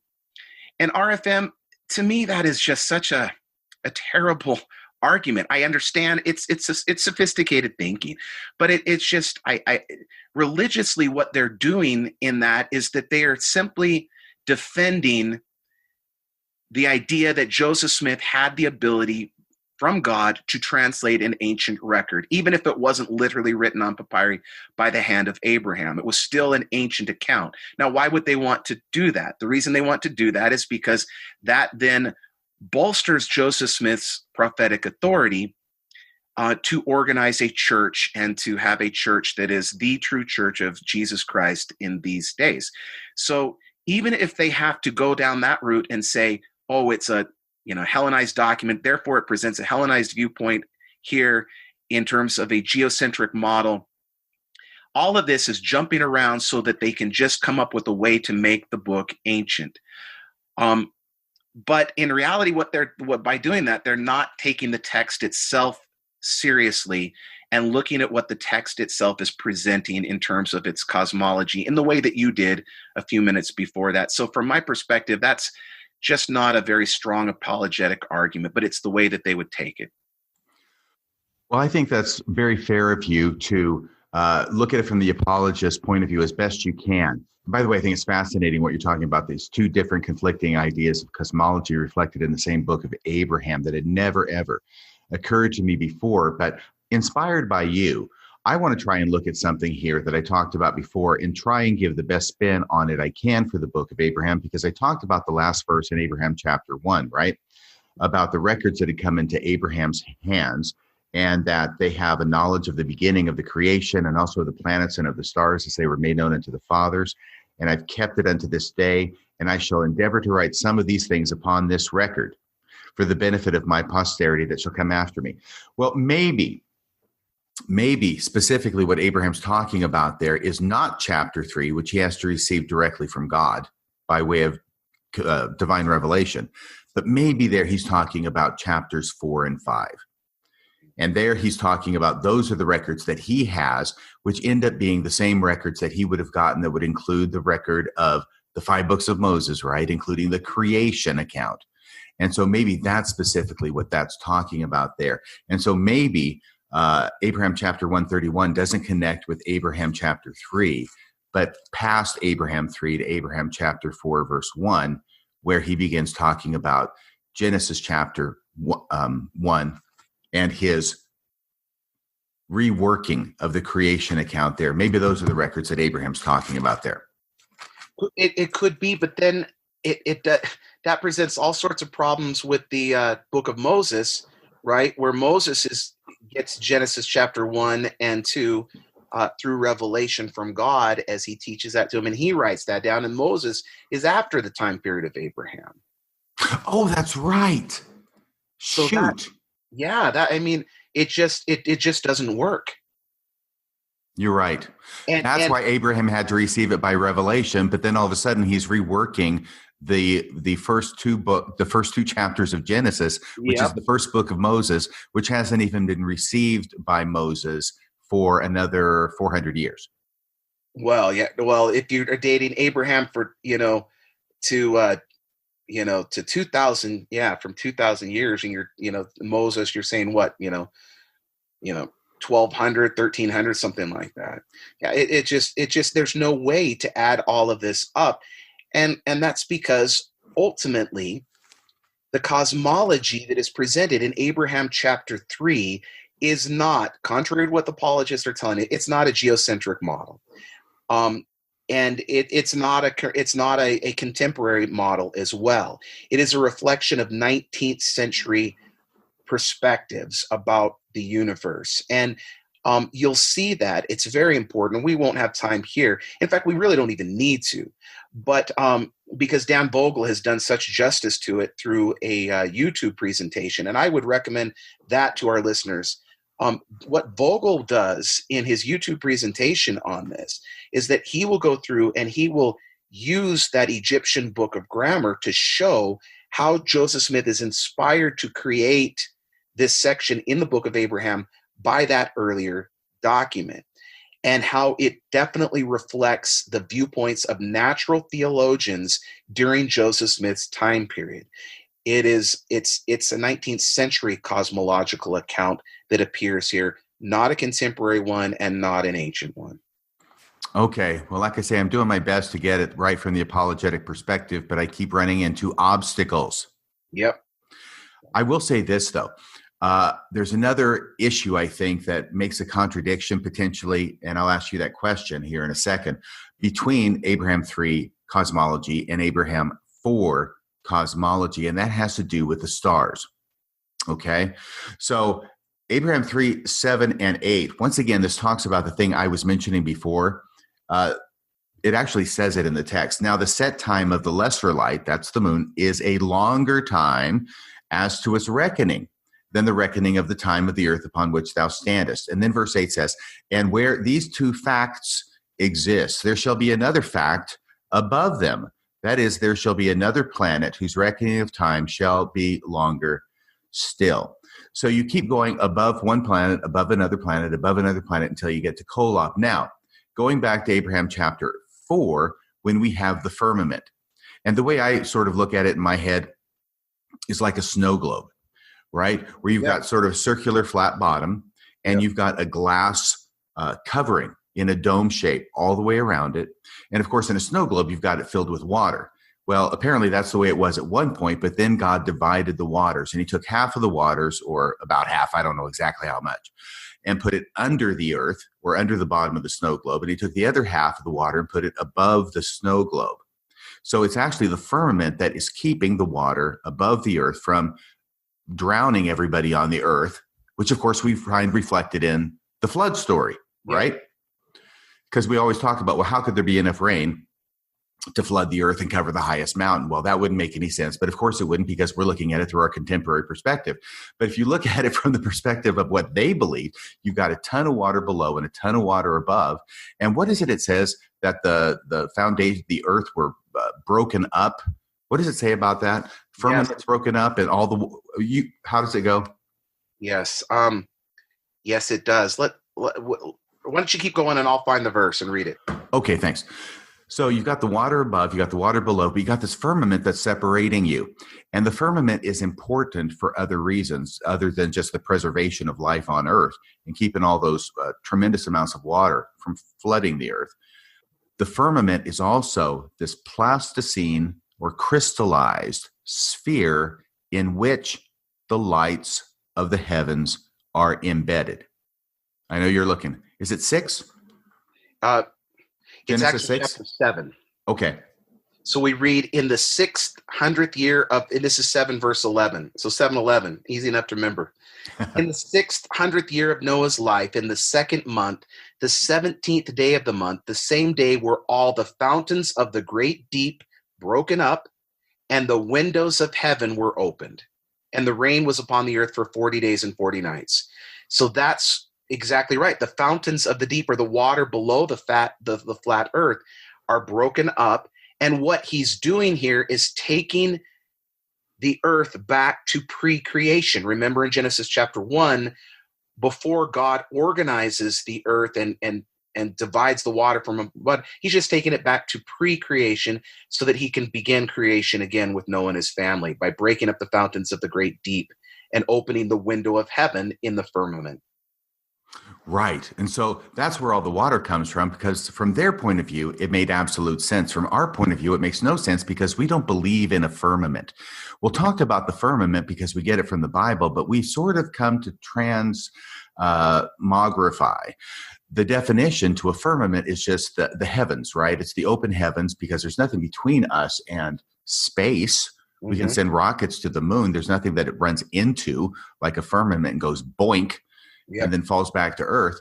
So, but the firmament was this very crystalline substance, and the lights of the sky, the stars, the moon, the sun, the planets, were all conceived of as lights that were embedded in the firmament, correct? Yep.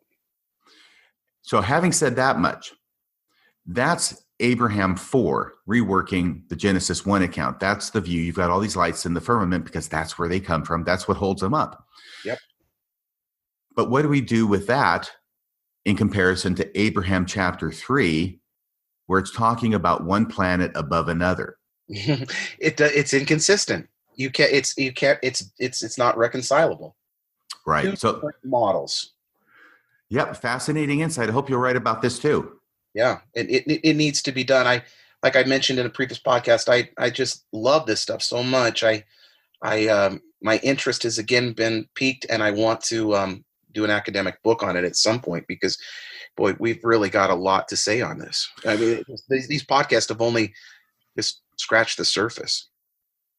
Yeah, I'm really excited about them. A couple of other things is that Moses, you mentioned Moses chapter 1. Mm-hmm. Well, first off, Moses chapter 1 is translated in, I think, the beginning of December 1830. Mm-hmm. So it's the very beginning of the Joseph Smith translation of the Bible. We don't get to Abraham 3 until 1842, which is approximately 12 years later, maybe just almost 11 since it's at the beginning of 1842. But regardless, it's over a decade later.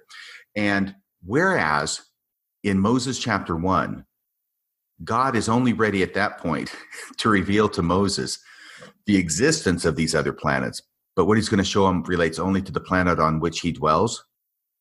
By the time we get a decade later in Abraham chapter 3, now God is ready to start revealing more to Abraham. He's going to reveal to him all this information about all these other planets that are different than the Earth, up to and including Kolob, and he'll give a bunch of other names of planets and ruling and governing stars in the explanations to facsimile 2 as well. So it appears that God is willing to give more information to Abraham about the cosmos than he is to Moses. And chronologically speaking, in Joseph Smith's life, God's willing to reveal more in 1830 about the cosmos than he is in 1842 when he's going to give a lot more. That's wonderful. Very true. One other thing about Moses. Mm-hmm. We've mentioned that Josephus says that Abraham brought the knowledge of astronomy from Babylon to Egypt. Abraham keeps the main story, but provides that Abraham doesn't get that knowledge of astronomy from the Babylonians. He gets it from direct revelation from God, right? Yep. This is similar to what happens in Moses chapter 1, because Moses chapter 1 serves a very distinct function as the prologue to Genesis, because there has been for ages a controversy about Moses chapter 1 and the creation account and the accounts of the patriarchs and all this stuff that happened thousands of years before Moses even lived. So how is Moses supposed to know about how the earth was created when he obviously wasn't around to see it? And is he just writing down what was written, or is he passing along folklore and traditions of his people? Or was he, as we kind of know now through your studies, are things being borrowed from the Babylonian culture or other cultures surrounding them that get adopted and incorporated into the Hebrew view of creation? So that's always been this controversy. But Moses chapter 1 answers that controversy in the following way. And you know where I'm going with this. The whole point of Moses chapter 1 is to say that the knowledge of the creation that's recorded in Genesis chapter 1 and 2 and so on came to Moses not by tradition, not by writings, not by borrowing from other cultures. It came to him as a direct revelation from God. So in the same way that Abraham 3 says that Abraham didn't get his knowledge from the Babylonians about astronomy, he got it from revelation from God. Moses chapter 1 is doing a similar thing and saying that Moses didn't get his knowledge of the creation of the earth from any other source, but he got it also through direct revelation from God. Yeah, that's fascinating. It's very true. Well, anyway, I don't want to get too far off in the weeds on that, and maybe that's not as interesting as I had thought it was. Here's something that's interesting. I think it's perfect. Oh, and thanks. I would add. I think we should add to this. Why Abraham then after Moses? We already talked about the Josephus influence, and we talked about of course, Michael Chandler is bringing these mummies and is actually connecting them with Joseph of Egypt and Moses and from the time period. So there's already an interest out there in, generally speaking, on the Western frontier and what Michael Chandler has. And so Joseph Smith is going to pool money together to purchase this material and, of course, link it with Abraham and then with biblical Joseph. Because those connections were already being made in essence. But where is this viewpoint that Joseph Smith has about Abraham, not only as an astronomer, but in the teacher of the Egyptians? And where's the origin on all this? Sure, yeah, it's in Josephus, but I think we can actually, as a historian, I believe we have an answer to that. And it actually is Joshua, the book of Joshua in the Hebrew Bible, chapter 24, verses 2 through 3. And in that, we read this text. Joshua said unto all the people, Thus saith the Lord God of Israel, your fathers dwelt on the other side of the flood, or the other side of the river, in old time, even Terah, the father of Abraham, and the father of Nahor. They served other gods. And I took your father Abraham from the other side of the flood and led him throughout all the land of Canaan and multiplied his seed and gave him Isaac. Now, a straightforward reading of this passage simply says that all of the patriarchal fathers, Abraham, Nahor, Terah, worshipped other gods, but for some reason, God took Abraham from the other side of the flood, from the Euphrates River, and brought him to the land of Canaan. Well, ancient authors speculated and tried to figure out, well, why did he choose him? And a tradition quickly emerged in Judaism and early Christianity that Abraham was excluded from that group when it says that they served other gods. It's talking not about Abraham, but of Nahor and Terah, and not Abraham himself. And so lots of traditions evolved that Terah, Abraham's father, was an idolater and one who was connected with worshiping the sun, the moon, and the stars. But Abraham was not. And that's why he was chosen by God to receive the promises that he did. If we look then, and I'm not saying that Joseph Smith was directly inspired by these verses. He may have been. He knew his Bible very well. But the sources like Josephus that inspired these traditions were absolutely inspired by this section from Joshua 24, 2-3, which is why then in Abraham chapter 1, you're going to have reference to, like at verse 5, my fathers having turned from their righteousness and from the holy commandments which the Lord their God had given unto them, unto the worshiping of the gods of the heathen, utterly refused to hearken to my voice. That's verse 5. Then Abraham chapter 1, verse 30. Accordingly, a famine prevailed through all the land of Chaldea, and my father was sorely tempted because of the famine, and he repented of the evil which he had determined against me to take away my life. So Joseph Smith is presenting Abraham in a very specific way, and that way reflects the way that Abraham was understood in Joseph Smith's world by learned Bible commentaries that were ultimately influenced by ancient traditions that were reading this verse from Joshua the way that they did. Let me also add Isaiah 51 verse 2 to this, where we read about Abraham, him alone did I call. And that's where he says this. So if God called Abraham alone, is this not another way of saying that Abraham was quite unique among his family members?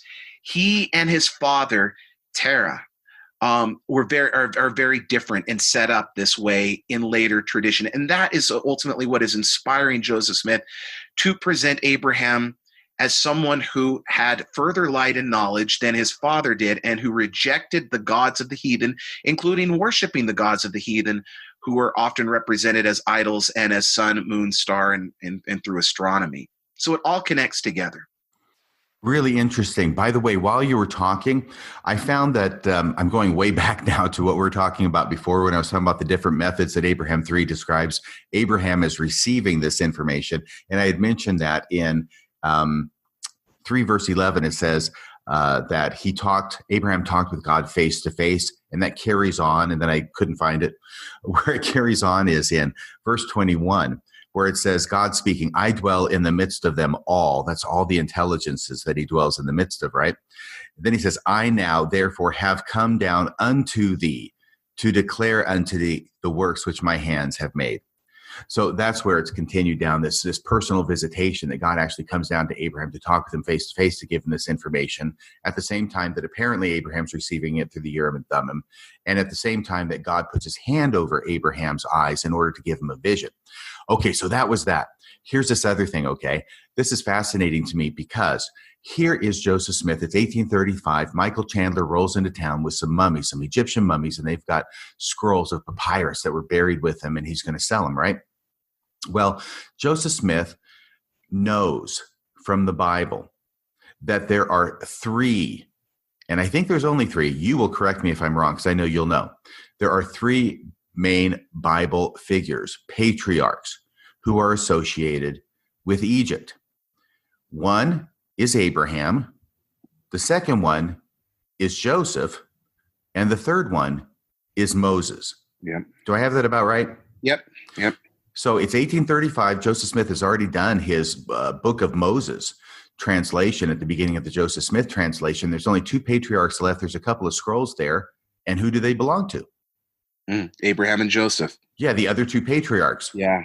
That are associated in the Bible with Egypt. So of course, it's kind of natural that that's the way it's going to be. And from Joseph Smith's perspective, here he's got this information. He knows about Josephus. He knows about the tradition that Abraham comes out of Babylon. I think pretty much everybody at the time who's even remotely acquainted with the Bible understands that very clearly. He comes out of Babylon, goes into Egypt. He has this papyri. On the papyri is a drawing, which we now have as facsimile number 1, but it suggests to Joseph Smith's mind a sacrifice. It appears to be a sacrificial scene. Okay, so now this is going to end up being Abraham being sacrificed when he's a young person as part of his standing up against all the idols in Babylon. But there's a problem. And the problem is that this is not a Babylonian papyrus scroll. This is an Egyptian papyrus scroll buried with Egyptian mummies. So there has to be the Egyptian connection. And therefore, I think that accounts probably for why it is that the book of Abraham has this strange idea that in Babylon, in Ur of the Chaldees, the Egyptians had their priest. So there's an Egyptian influence in Babylon, which is not something that we know from history that actually was not the case at any point. There's no Egyptian influence all the way over into Babylon, into Ur of the Chaldees, into that location where this story starts. But from Joseph Smith's perspective, he's got a story about Abraham's youth and why it is he leaves Babylon. It is contained on an Egyptian scroll, and therefore there has to be an Egyptian influence in Babylon at the time that Abraham is attempted to be sacrificed. Precisely. And that's so great. And in fact, let me add, I've just pulled it up. I love this little section from Adam Clarke's commentary on the Bible from 1831, which we know, and I think you've discussed on your podcast, right, has influenced Joseph Smith's inspired revision of the Bible, as recent studies have shown. Yes. And as a study will show coming out through Colby Townsend, had influence on Joseph Smith's production of the book of Moses in the Isaiah sections. So we know he's using this. But here's Adam Clarke. Be cast into the midst of a burning, fiery furnace. This was an ancient mode of punishment among the Chaldeans.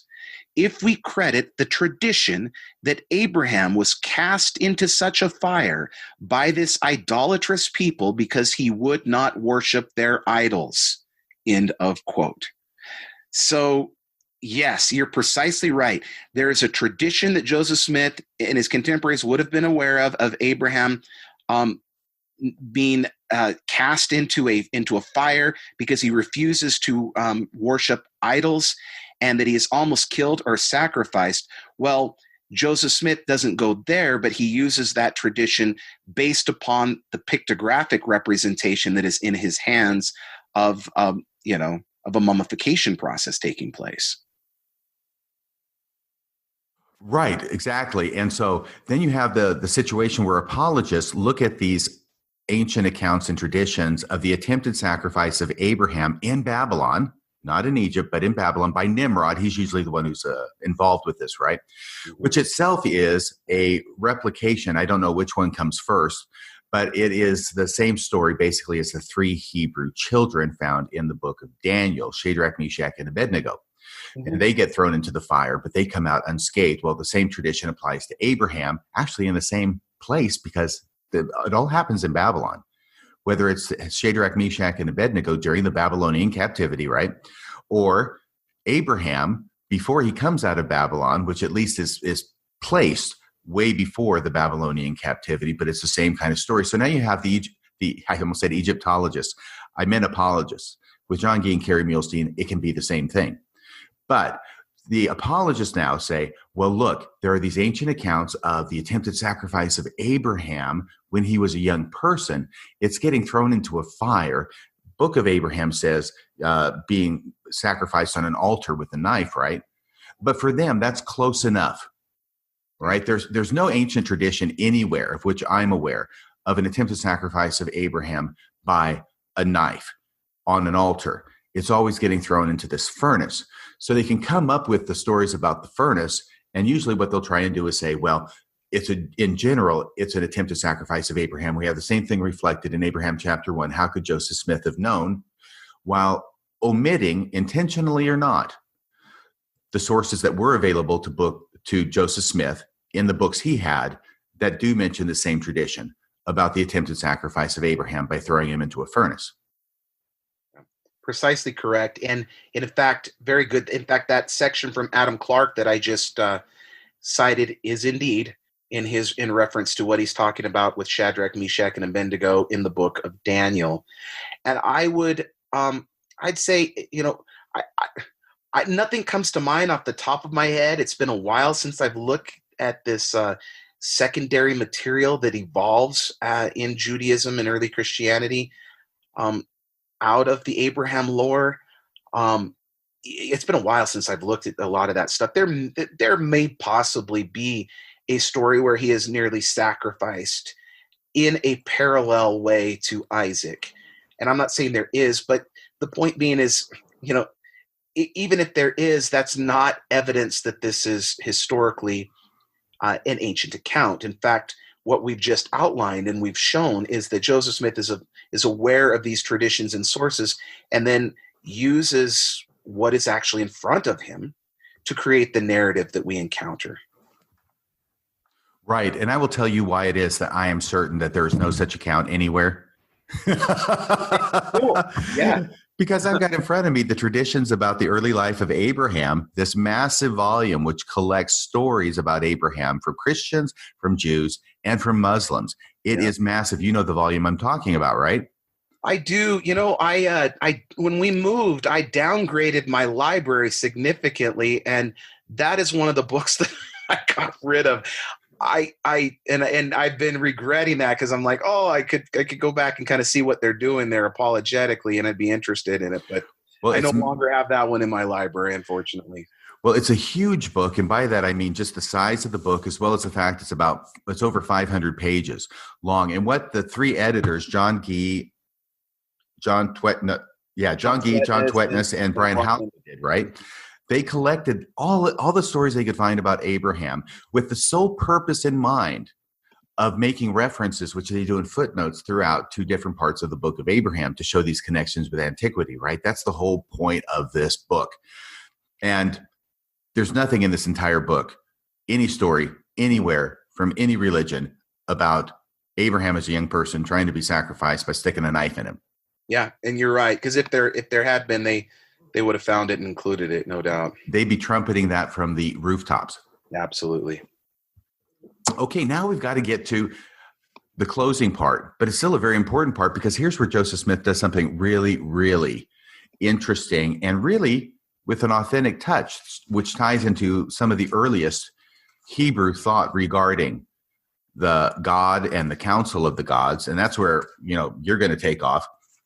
But here in Abraham chapter 3, now it segues into the last part of the chapter, where it likens the stars that they've talked about, which are in order one above another, to the spirits and the divine beings, which also are going to get ordered one above another. In fact, that transition, that segue happens in verse 18, where it ends talking about the stars, where it says, howbeit that he made the greater star.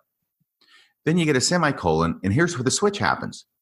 Now we segue into, as also if there be two spirits, and one shall be more intelligent than the other, yet these two spirits, notwithstanding one is more intelligent than the other, have no beginning.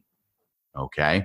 So here's where he segues into this discussion, and he'll talk about the Lord, and he'll talk about this, I don't know if he actually uses the term council, maybe he does. I'll let you talk about that. But I think that one of the reasons this is interesting is not only because there's a parallel between the stars and the divine beings, and one of whom is Abraham, we find out, right? Many of the noble and great ones.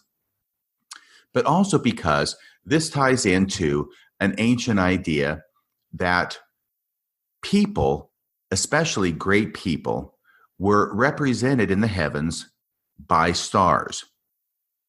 So Abraham 3 connects the stars with the people and the great ones, and yet that seems to be something that happens anciently. I mean, we even have remnants of that with us today. I was thinking when I was driving into work this morning about how we do this, and I mean, if there's somebody who's a celebrity, what do we call them? A star. Yeah, there's a reason. We don't even think about it because it's just part of our normal language, but we call them a star.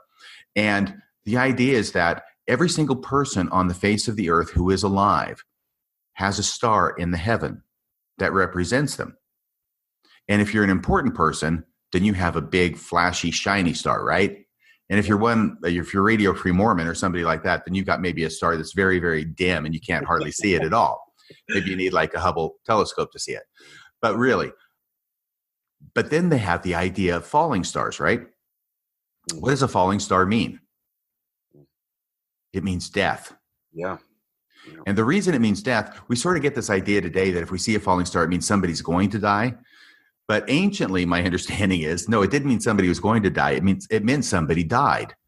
Because when a person dies, their star now leaves the heavens and it falls out of the heavens. It wasn't understood as being a meteorite or something caught in the Earth's atmosphere, which burns up upon re-entry, or entry, I should say.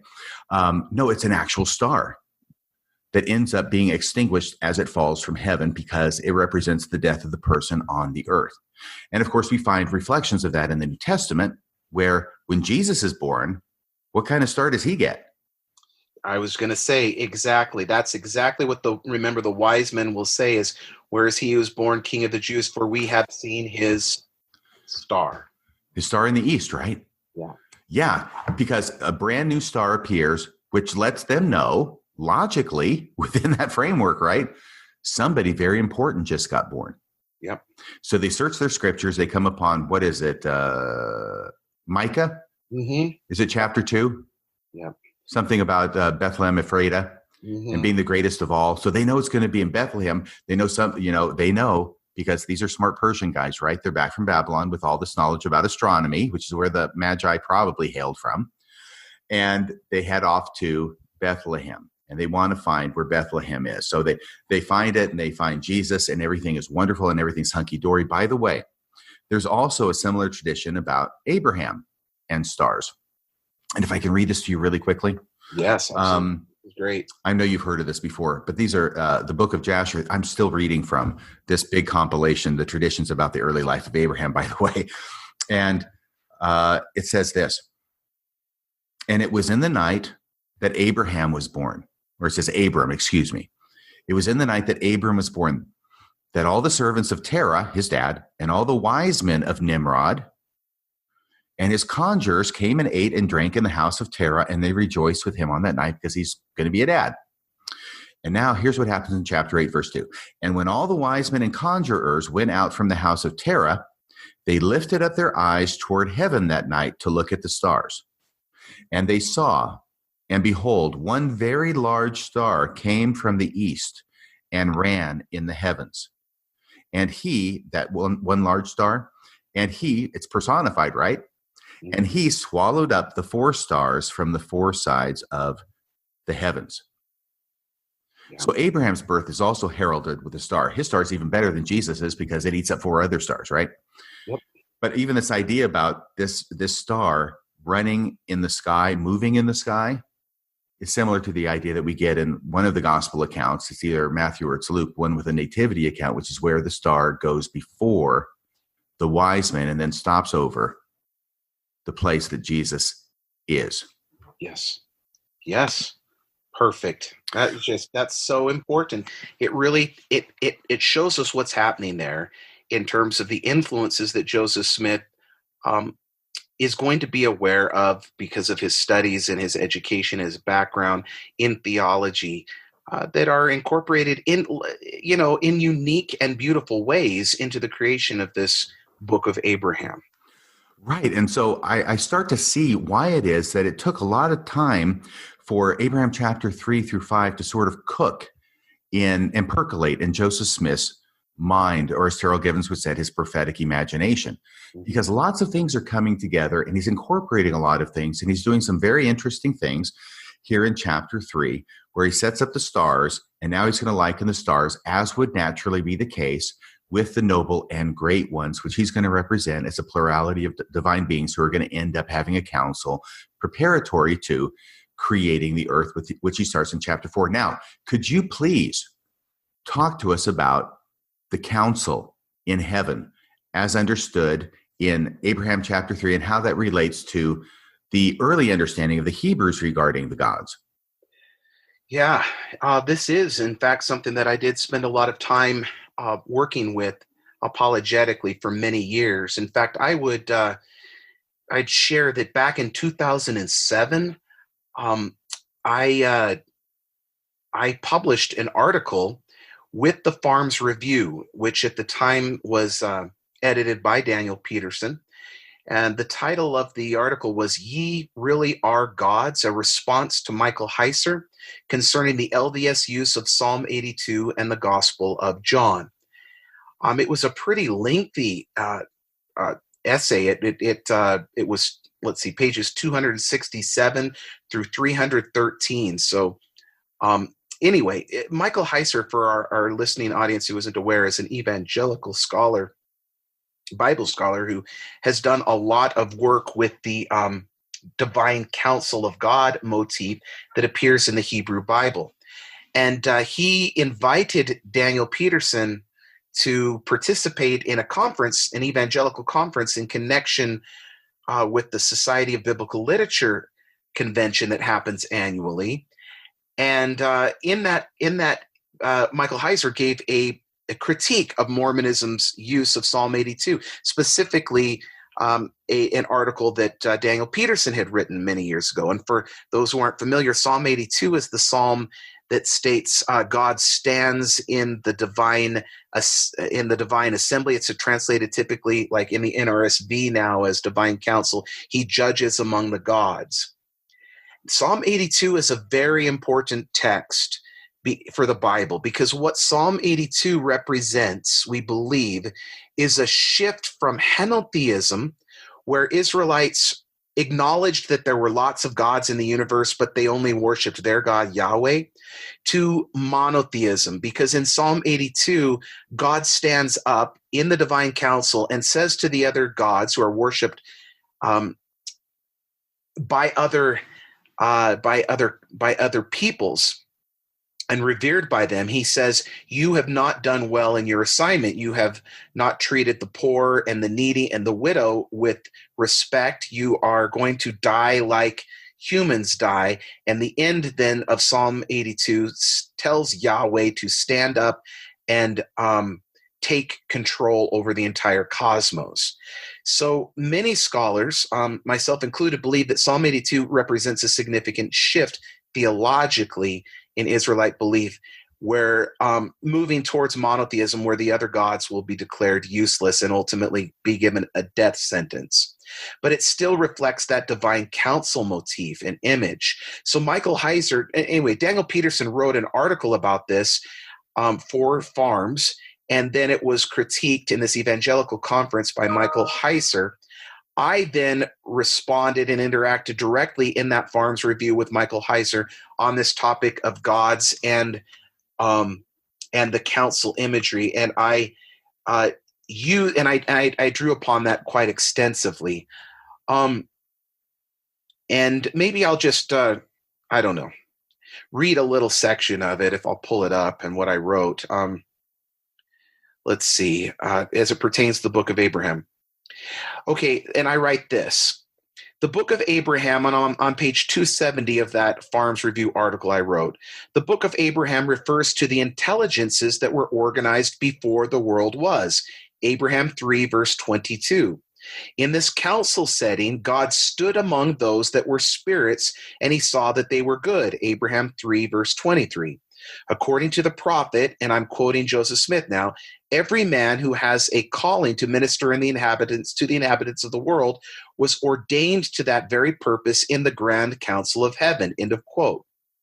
Though the concept may seem odd to some Christians, these teachings are not completely absent in the Bible.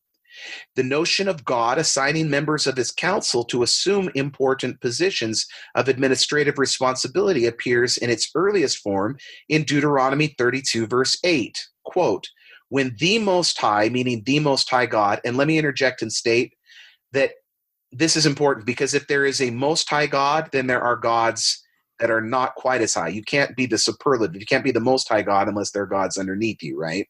Right. When the Most High God apportioned the nations, when he divided humankind, he fixed the boundaries of the peoples according to the number of the gods. That's Deuteronomy 32, verse 8, the NRSV, because the NRSV reflects the number of gods in connection with humanity. The earlier King James, accessible to Joseph Smith, does not. It says according to the number of the children of Israel. I don't want to get too bogged down as to why the NRSV changes that.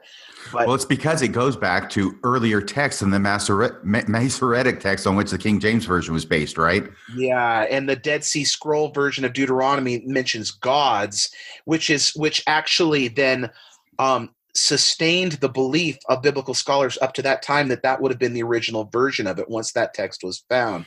That it was later changed to be the number of the children of Israel to reflect the later monotheism that was embraced by the later Jewish community. So anyway, that's why the change, and now why more recent translations will go back to that. And then I write, for Latter-day Saints who are at least in part associate the council with humanity, a seemingly parallel notion appears in the council story featured in the book of Abraham. And then in my essay, I cite Abraham 3:23, which is the text that says God stood amongst the souls and said, these are the great ones, and Abraham, you are like this. Anyway, I'm not going to read the whole essay. If our audience is interested, they can pull that up. It's available online. It's quite the interaction, and ultimately, I stand by all of this. It is a remarkable connection that we're seeing presented here in the book of Abraham, linking symbolically stars with members of that council, and then the council formula, which is very typical for the ancient Near East, where a god will call in council the members of the assembly, and various proposals will be presented on how to resolve the problem. We see this in Enuma Elish. And then a decision will be made, and a volunteer will be chosen to go forward and resolve the concern. That basic structure that I identify and outline in this essay appears in Enuma Elish, it appears in the Bible, and it appears in the book of Abraham. And it is quite a remarkable connection that the prophet Joseph Smith presents here from my perspective, even to this day, as someone who fully embraces the 19th century origin of this text. And of course, Job chapter 1. Absolutely. And what I don't want to pretend that it would have been impossible for Joseph Smith to have come up with this structure on his own. You've already talked about some of the ancient traditions of stars and linking them with humanity that were available to him. We see that. The very formula of the divine council structure is found in other parts of the Bible. So, but what I do see it as to this day, referring back to my article, is Joseph Smith, and I guess my agreement with Terrell Givens, is Joseph Smith is a great compiler and an amalgamator of traditions that he's encountering into the creation of a fascinating scriptural text and a theological assertion and construct, which is so central to contemporary Mormonism to this day. So the Book of Abraham is an extraordinary document, not only historically, but theologically. And even though it does absolutely come to us through the mind of Joseph Smith. Right. And to my mind, setting side by side all the different apologetic arguments that have been put forward, Egyptological, blah, blah, blah, for the Book of Abraham, I think that the presentation of a council of divine beings acting in concert to create the earth in this case, but acting in concert is probably head and shoulders above any other connection that the Book of Abraham presents with antiquity. Yeah, I absolutely, I 100% agree with you. It's extraordinary. So it really is. Now, did you have any ideas as to how Joseph Smith might have worked his way into this? I mean, obviously, it's possible that he's restoring something that was had anciently, and to give him his due, and I want to do that. I want to be as fair as I possibly can. Joseph Smith said that he was set to restore things that had been had anciently, and also things that had never been revealed. But in this part, he says, I'm going to restore things that have been had anciently. And in this case, he did it. He did. He did. Yeah. I can't deny that. It's absolutely a beautiful reflection of what we see happening in antiquity. But we should also link that with the fact that this represents Joseph Smith's um, evolutionary views regarding divinity that happened throughout his ministry, right? So at the time that he produces this section of the Book of Abraham, he's fully comfortable in talking about the gods go forward and create the universe, and he's fully comfortable with doing this and revising Genesis 1 to not be monotheistic, but to be I don't know if it's polytheistic, but it's because we're not worshiping these gods, but at least henotheistic, where there are gods participating in that. But as we've talked about, this is something that Joseph Smith is going to inherit from Joshua Seixas in his understanding of the word Elohim, which will fascinate the prophet. And it's right there in Genesis chapter 1, verses 26 and 27, if you're a careful reader, because remember, God speaks to an unspecified audience there. He says in verses 26 and 27, let us make man in our image and after our likeness. And then the commentary is given, in the image of God, he created them male and female. One of the things I did in my dissertation, actually, RFM, was analyze the word Elohim there that is translated singularly, and I put forth a grammatical argument that it should be gods in the plural. Because there are male and female divinities that human beings are created in the image of, according to this theological perspective. So literally what I argue there is that the text should be read, in the image of gods he created them, male and female. But this is Joseph Smith's evolutionary theology that he has at this point, because although later in his life, the prophet is going to preach the concept of multiple gods and even human theosis, where human beings become divinities. There was only one God in Joseph Smith's original revelations. The Lord whom Joseph claimed to see in his earliest account of the first vision from 1832. Remember, that is the earliest account, the only one penned in his handwriting, and he says, not I saw Heavenly Father and Jesus Christ. He just says, I saw the Lord. In fact, a pattern really emerges in which Mormons consider to be Smith's inspired revision of the Bible that was influenced by Adam Clarke, as we know now. Because Smith consciously, if we read that carefully, he removes many of the references to the plurality of gods from the King James Version of the Bible. So I could provide some examples of this because I've spent some time looking at this. It's very interesting. For example, let's look. For the book of Moses, we read, Moses, thou art in similitude in mine only begotten, and mine only begotten is and shall be full of grace and truth, but there is none other God besides me. That is the LDS Book of Moses. That is the manuscript 1, which will become the Book of Moses. There's no other God besides me. It's very monotheistic in the Book of Moses.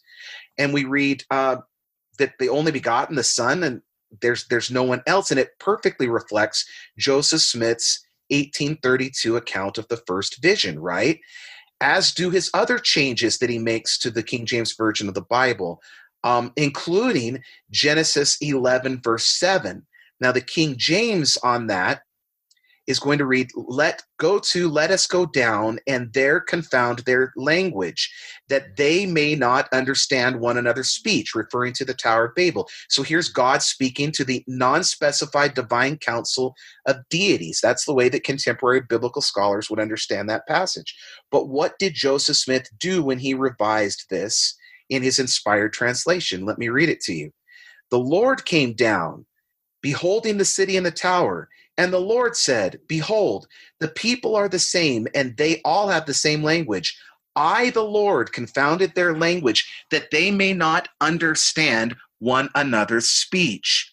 Notice that he takes a passage that is a divine council passage with the reference to gods in the plural, although non-specified, and revises it to reflect the monotheism that he embraces theologically at that point in time.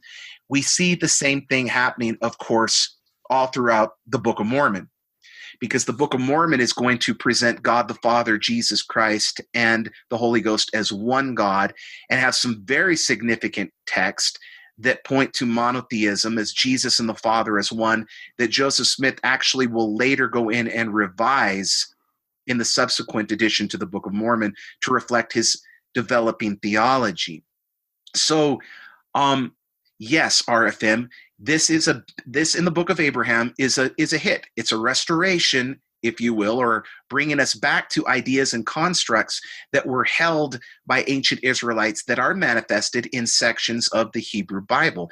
But it's something that Joseph Smith evolves into, and that we can document historically taking place by looking at his previous scriptural creations, including the Book of Moses itself, which is very monotheistic, as I've just identified. I'm just checking to make sure I'm not muted. Anyway, sorry. Okay, I'm you're good. muting myself off and on. I have to check and make sure whether I am before I start talking. No. So this is really interesting because it does appear that Joseph Smith's ideas about God evolved over time. And you've talked about the Book of Mormon, where it's very much a one God kind of scenario.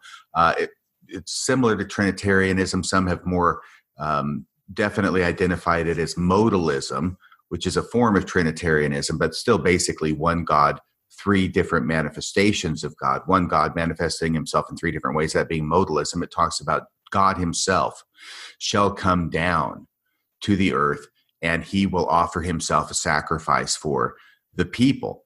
So that being Jesus Christ, that's still in the Book of Mormon today. So we've got that. I thought it was fascinating what you said about the changes that Joseph Smith made to Genesis in his Joseph Smith translation, taking things that are plural and making them singular in order to accord with his then current understanding, which would be 1831 to 1833 when he's doing the JST.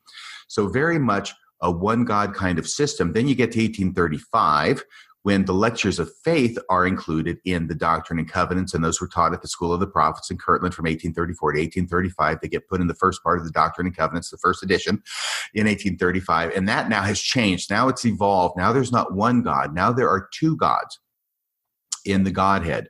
There is the Father and the Son. The Father is a being of spirit still. He doesn't have a body yet in Joseph Smith's theology. But Jesus, of course, has a body of flesh and bones because he got resurrected in it, right? But God the Father is a being of spirit. The Holy Ghost is not yet a personage. He is simply identified as the mind of God and Jesus that they share together. So he's not a personage. The Holy Ghost is not a personage yet until you get to 1842 or 1843, where you now have Doctrine and Covenants, section 130 or 31, where it gives the famous proclamation and definition of the Godhead that all Mormons are taught, and investigators are taught, that God has a body of flesh and bones, as tangible as man's, the Son also. The Holy Ghost is a person, is a spirit, otherwise he could not dwell in us, right? So it is this evolution of the idea of the Godhead, as you say, from singular to a duality, and then to a three-person Godhead. And then you also get this plurality of gods, even above and beyond that, when Joseph Smith starts enunciating the King Follett Discourse shortly before he's killed in 1844. So yes, he does evolve into this idea of a plurality of gods, such that he is comfortable doing something absolutely radical in Abraham 4 and 5, which is reworking Genesis 1 and 2 and saying gods throughout. Instead of just God, he's saying the gods did this and the gods did that.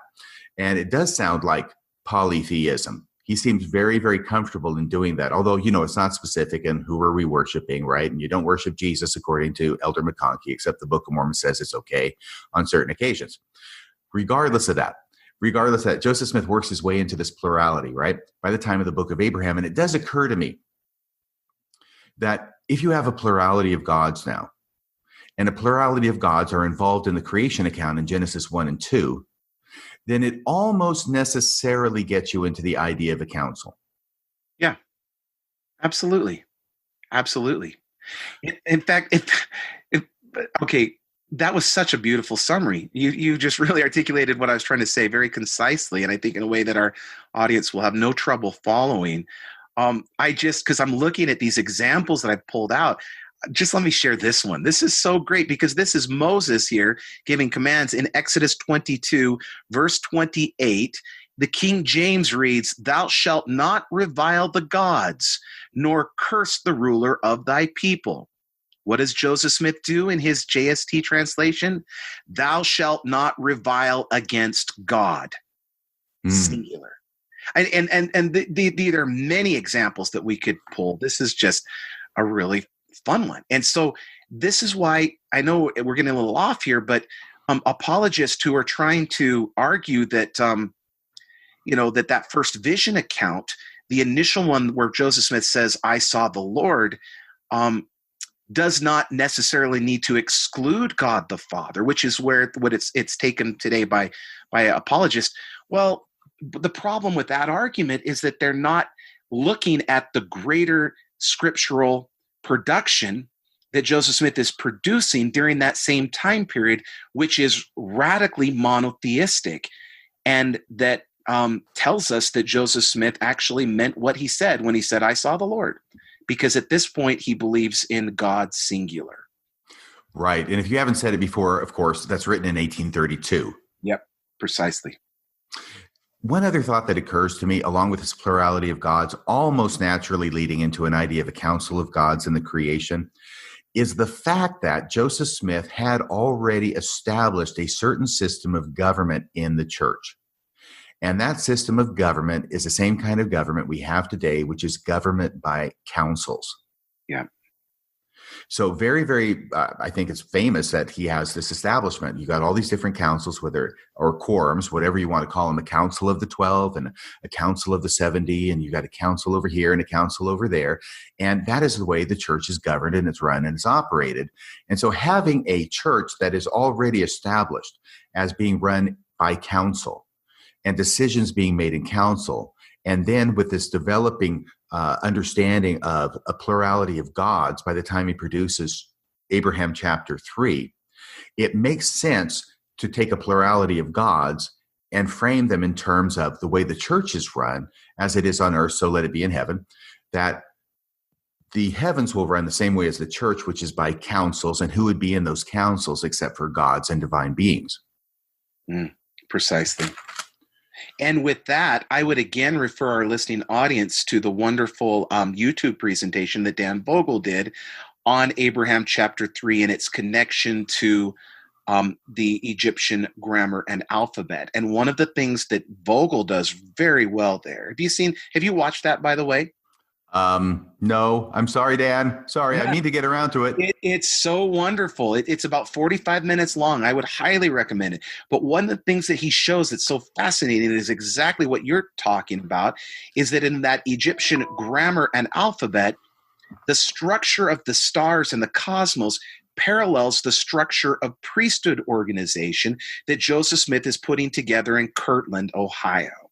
So, and that is ultimately what will inspire, as Dan shows clearly, Abraham chapter 3 and the cosmological account presented here. So it is actually, even the fact that you have 3 governing bodies or planets, and then you have 12 others below them.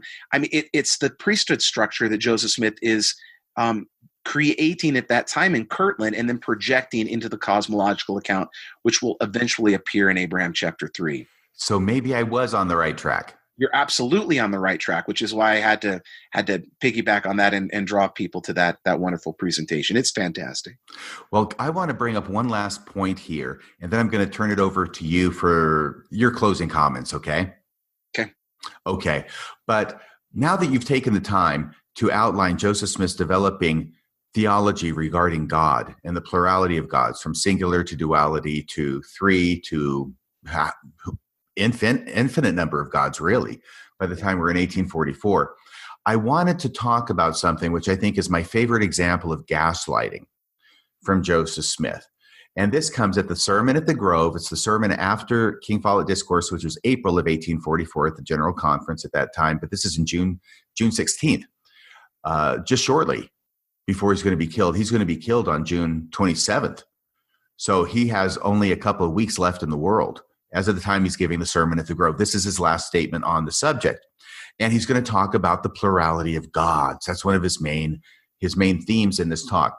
Now, gaslighting is a term that frequently gets misused. And we use it a lot in post-Mormon circles to talk about what the church does. But a lot of times we use it to talk about just saying something that's not true, right? That's gaslighting. Well, technically, no, that's not gaslighting. That's just called lying, right? Gaslighting is a very certain kind of lying. And what gaslighting is you talk about things that have happened. It could be things that are happening, but usually it's things that have happened in a different way than they actually happened, with the intent to get the people who are listening to you to remember them the way you're telling them they happened, as opposed to the way they actually experienced them.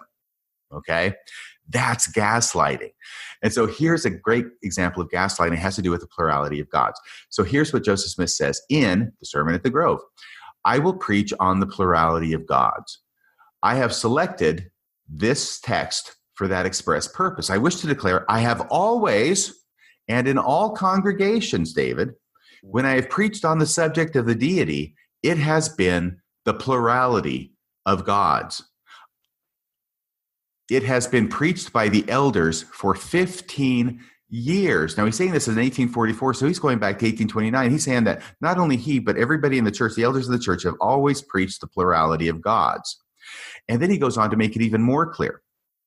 I have always declared God to be a distinct personage, Jesus Christ a separate and distinct personage from God the Father, and the Holy Ghost was a distinct personage and a spirit.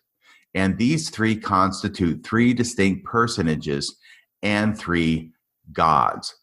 So this is the classic example of gaslighting, because here he's telling his audience in 1844, he's always taught that the three members of the Godhead are three distinct and separate personages, when actually that's not at all the way it happened. Back to 1829 and 1830, he's teaching there's one God. And then 1835, he's teaching there's two gods. And the Holy Ghost is not a separate, distinct personage. It's just the mind of God. And by the time he gets up to now the 1840s, he's teaching that there are three gods and they're distinct personages. And that's all fine and good. But then he kind of steps over the line, I think, a little bit when he says, not only is this the way I've come to conclude that they are, or the way that God has more fully revealed to me that they are, but no, this is the thing I've always taught ever since the beginning. I never taught anything different. And unfortunately, for Joseph, the historical record, as we just briefly illustrated, and we could provide a lot more evidence for that, it just doesn't show that to be the case. He didn't. Right. But it's just one of these ideas. And Joseph Smith is so perplexing to me, because I did a whole podcast called The Amazing Contradicting Joseph Smith, where he seems to have no problem contradicting ideas that he has said that were revealed to him, even if they were incorporated in scripture. I gave at least a dozen examples of this in that podcast. I'm very proud of it. It's all original research. But this idea that he is always growing and expanding. And in order to grow and expand, you're going to have to contradict things you said before. Because if you're going to be bound by everything you said before, then eventually and pretty quickly, you're going to end up in a prison where you can't say anything new, right? Yeah. And I call it being root bound. And that's kind of the way Mormonism is today, which is it can't expand anymore, because if it expanded beyond what it has now, then it would start contradicting things, and it can't be that way. They can't allow that to happen. So therefore, any growth that happens is just circular and trying to fill up spaces that are already in this little box that they've constructed, which is Mormon doctrine. But Joseph Smith does not appear to be bound by that. And he continues to expand to come up with new ideas, even at the expense of contradicting things he's given before. He seems to have no problem with that. That's fascinating. I think it's exciting. I think it's a positive thing. I present it as a positive thing in the podcast. But then I find something like this. Because here, what Joseph Smith is indicating is that he recognizes that it's important to communicate that the most recent doctrine and revelation he has received is not something that contradicts anything he gave before. But he's actually going to gaslight his audience to try and get them to believe that he's always taught it this way. In other words, he's putting a value on consistency in doctrine and not overturning doctrine and not contradicting prior doctrine. So I'm just going to have to chalk this up to, once again, I have no way of understanding what was going on in Joseph Smith's mind. He is a man who is full of contradictions all over the place. Well, I think the reason he wants to do that, RFM, is because um, early converts to the church, including Lorenzo Snow and others, were strictly devoted to monotheism. And when he branches into this new theological perspective, uh, I wouldn't call it polytheism, um, but definitely the attestation of multiple divinities in the universe and human theosis.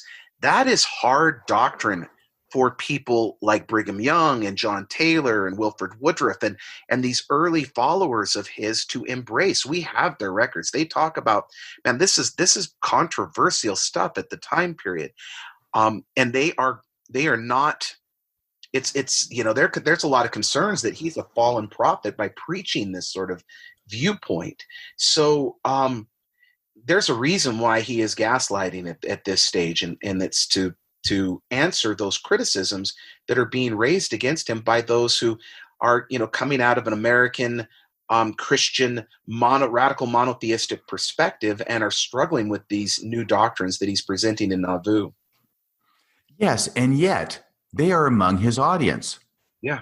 And you got people in his audience. Not everybody's a new convert in Nauvoo shipped over from England or wherever, right? You got people who are among the first individuals in the church. Brigham Young, he's not at the very beginning, but he comes on board pretty soon thereafter. You got Heber Kimball. You got all these different people who can remember the way things were, who presumably were in the School of the Prophets in 1834 and 1835 and learned the lectures on faith, which, by the way, are contained in the Doctrine and Covenants, even when Joseph Smith is giving this sermon at the Grove, right? And yet, I don't know. I don't know what they're thinking. Are they thinking, oh, I guess I remembered it wrong. That is what Joseph Smith always taught. Or are they thinking, that's not quite the way I remember it? Yeah. It's a good question. One, unfortunately, we can't answer. But, I have to wonder how, I don't know that that Joseph Smith's scriptural productions were significant to his early followers. They were significant as a sign of his prophetic authority, but even Joseph Smith himself doesn't really, in the latter part of his ministry, use the Book of Mormon and quote it for his theological sermons. He's moved on from the Book of Mormon by the time he gets to this stage of his prophetic ministry. That's certainly true for the early members. It wasn't so much the doctrine that was presented in these scriptural texts. It was just their physical attestation that represented his ability to receive insights from God. So it's what they represented rather opposed to what they had. So I don't consider these early men and women critical readers of the prophets' material, and it would have been. I suppose for most of them would have been, pretty easy for them to just say, I guess he always has taught this. And I think that's typically what we want to do, because I remember reading this in teachings of the prophet Joseph Smith and just looking at it and taking his word for it. Well, if he says he always taught it, he must know because he's the one who taught it. So he must have always taught a multiplicity of gods. And so then we go back and we start reading things like the Book of Mormon, and we try and read a plurality of gods in it. We try to read the three-person God head that we have in Mormonism in the 1840s into the 1829 Book of Mormon, and the same thing with the lectures on faith. Brewster McConkie did that, right? He talked about the lectures on faith as perfectly teaching exactly what it was that Joseph Smith taught in the 1840s. And then he goes into all sorts of convolutions in order to make it match what Joseph Smith believed 7 years later. So I guess there's this idea that Joseph Smith did always teach it, and we're going to twist and wrest the texts in order to make that so. Yeah. And that's not unique to Mormons by any stretch. That's really the way historically that the Bible has been approached by Jews and Christians alike prior to the time of the Enlightenment. They would treat it as a special book, so words would have special meaning, and they'd be constructed in such a way to reflect whatever contemporary theology that the reader had at that particular moment in time. And it's really the Enlightenment that will start to change humanity's approach to reading the Bible and recognizing and accepting contradictions when they appear, and then linking that up with specific historical time periods. Right. And what you said there about contradictions was the key, because the natural tendency of Christians or Bible-believing people is to believe one set of doctrines and then to interpret the Bible in such a way so that they all harmonize, all the different scriptures harmonize to support that one set of doctrines that is believed by the reader.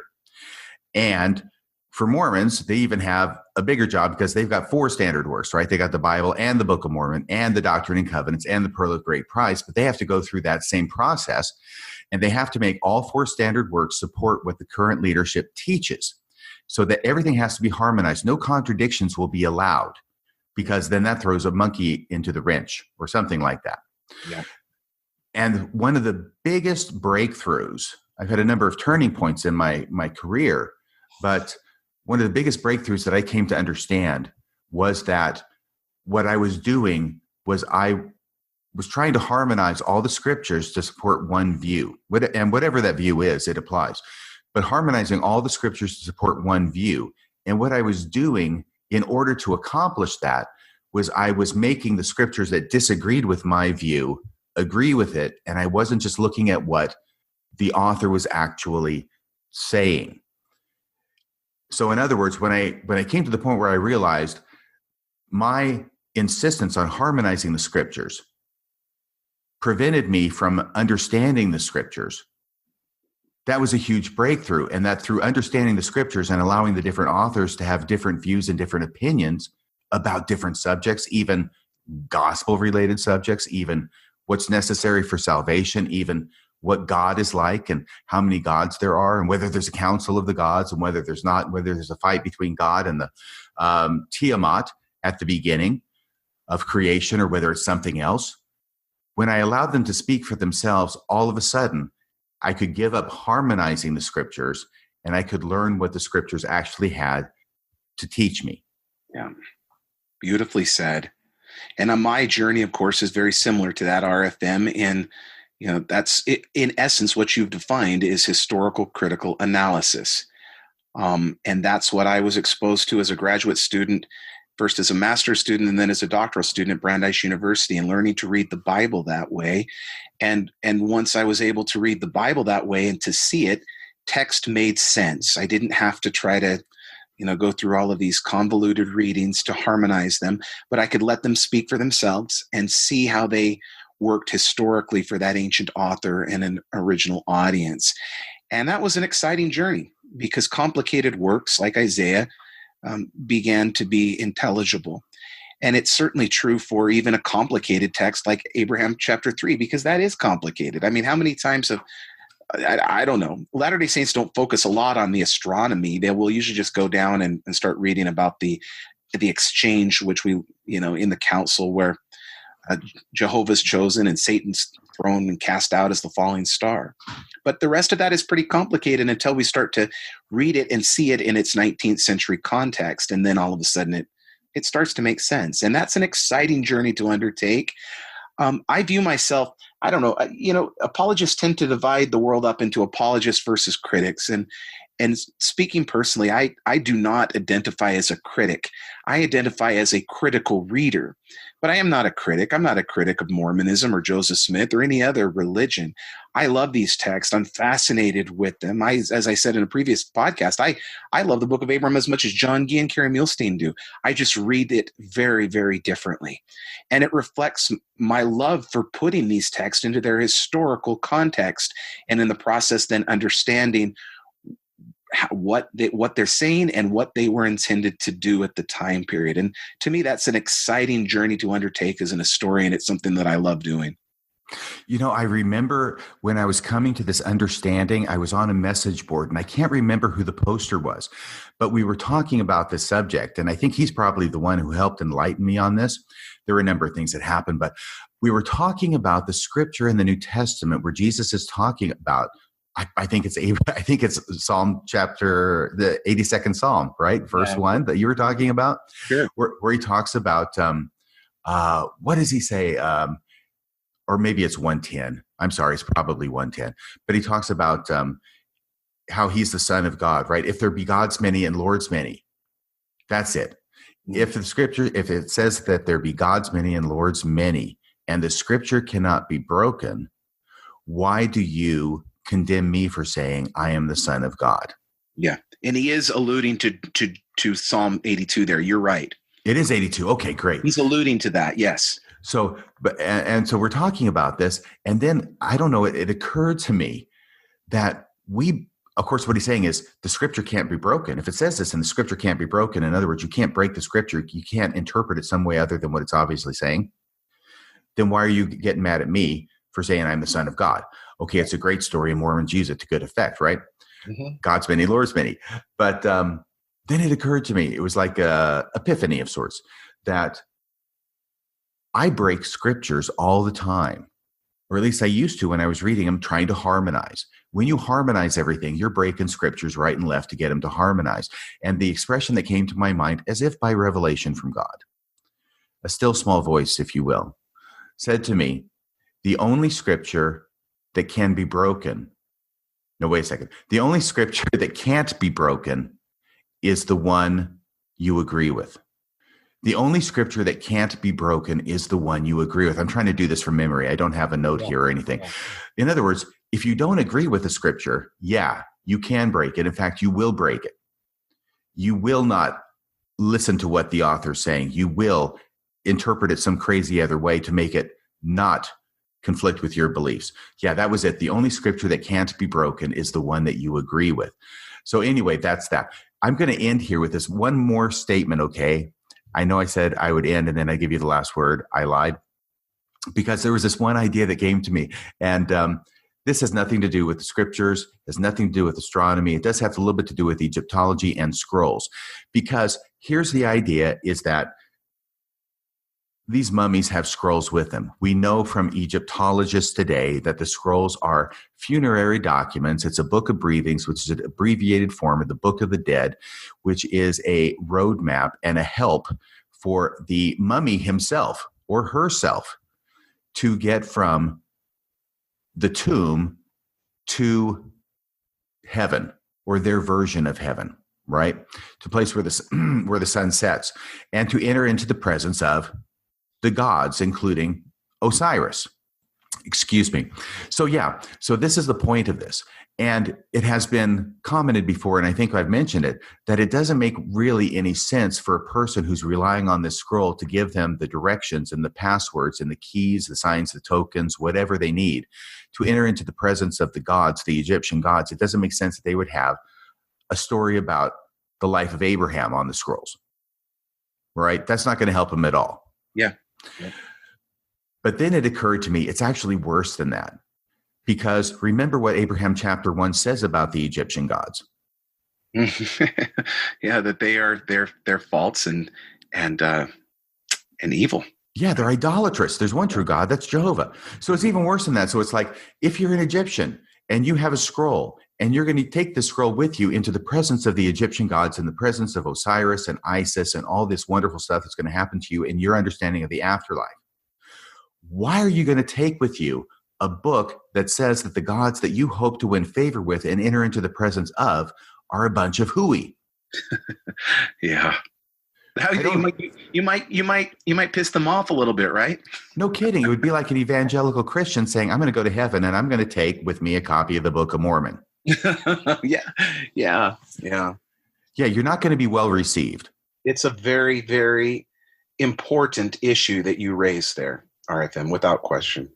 Well, thank you. And you've raised a lot of important issues too. Now, this time, really, I'm going to give you the last word, and then we'll sign off. You're too kind. I first of all, this has been a wonderful experience for me. Thank you so much, RFM. Thank you to our listening audience.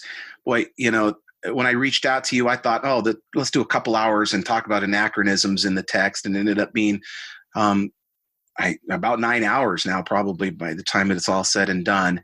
And I am so grateful to those who have joined us on this journey and for this chance to share. I would state that what we were talking about just a minute ago should not be seen in any way as a negative thing.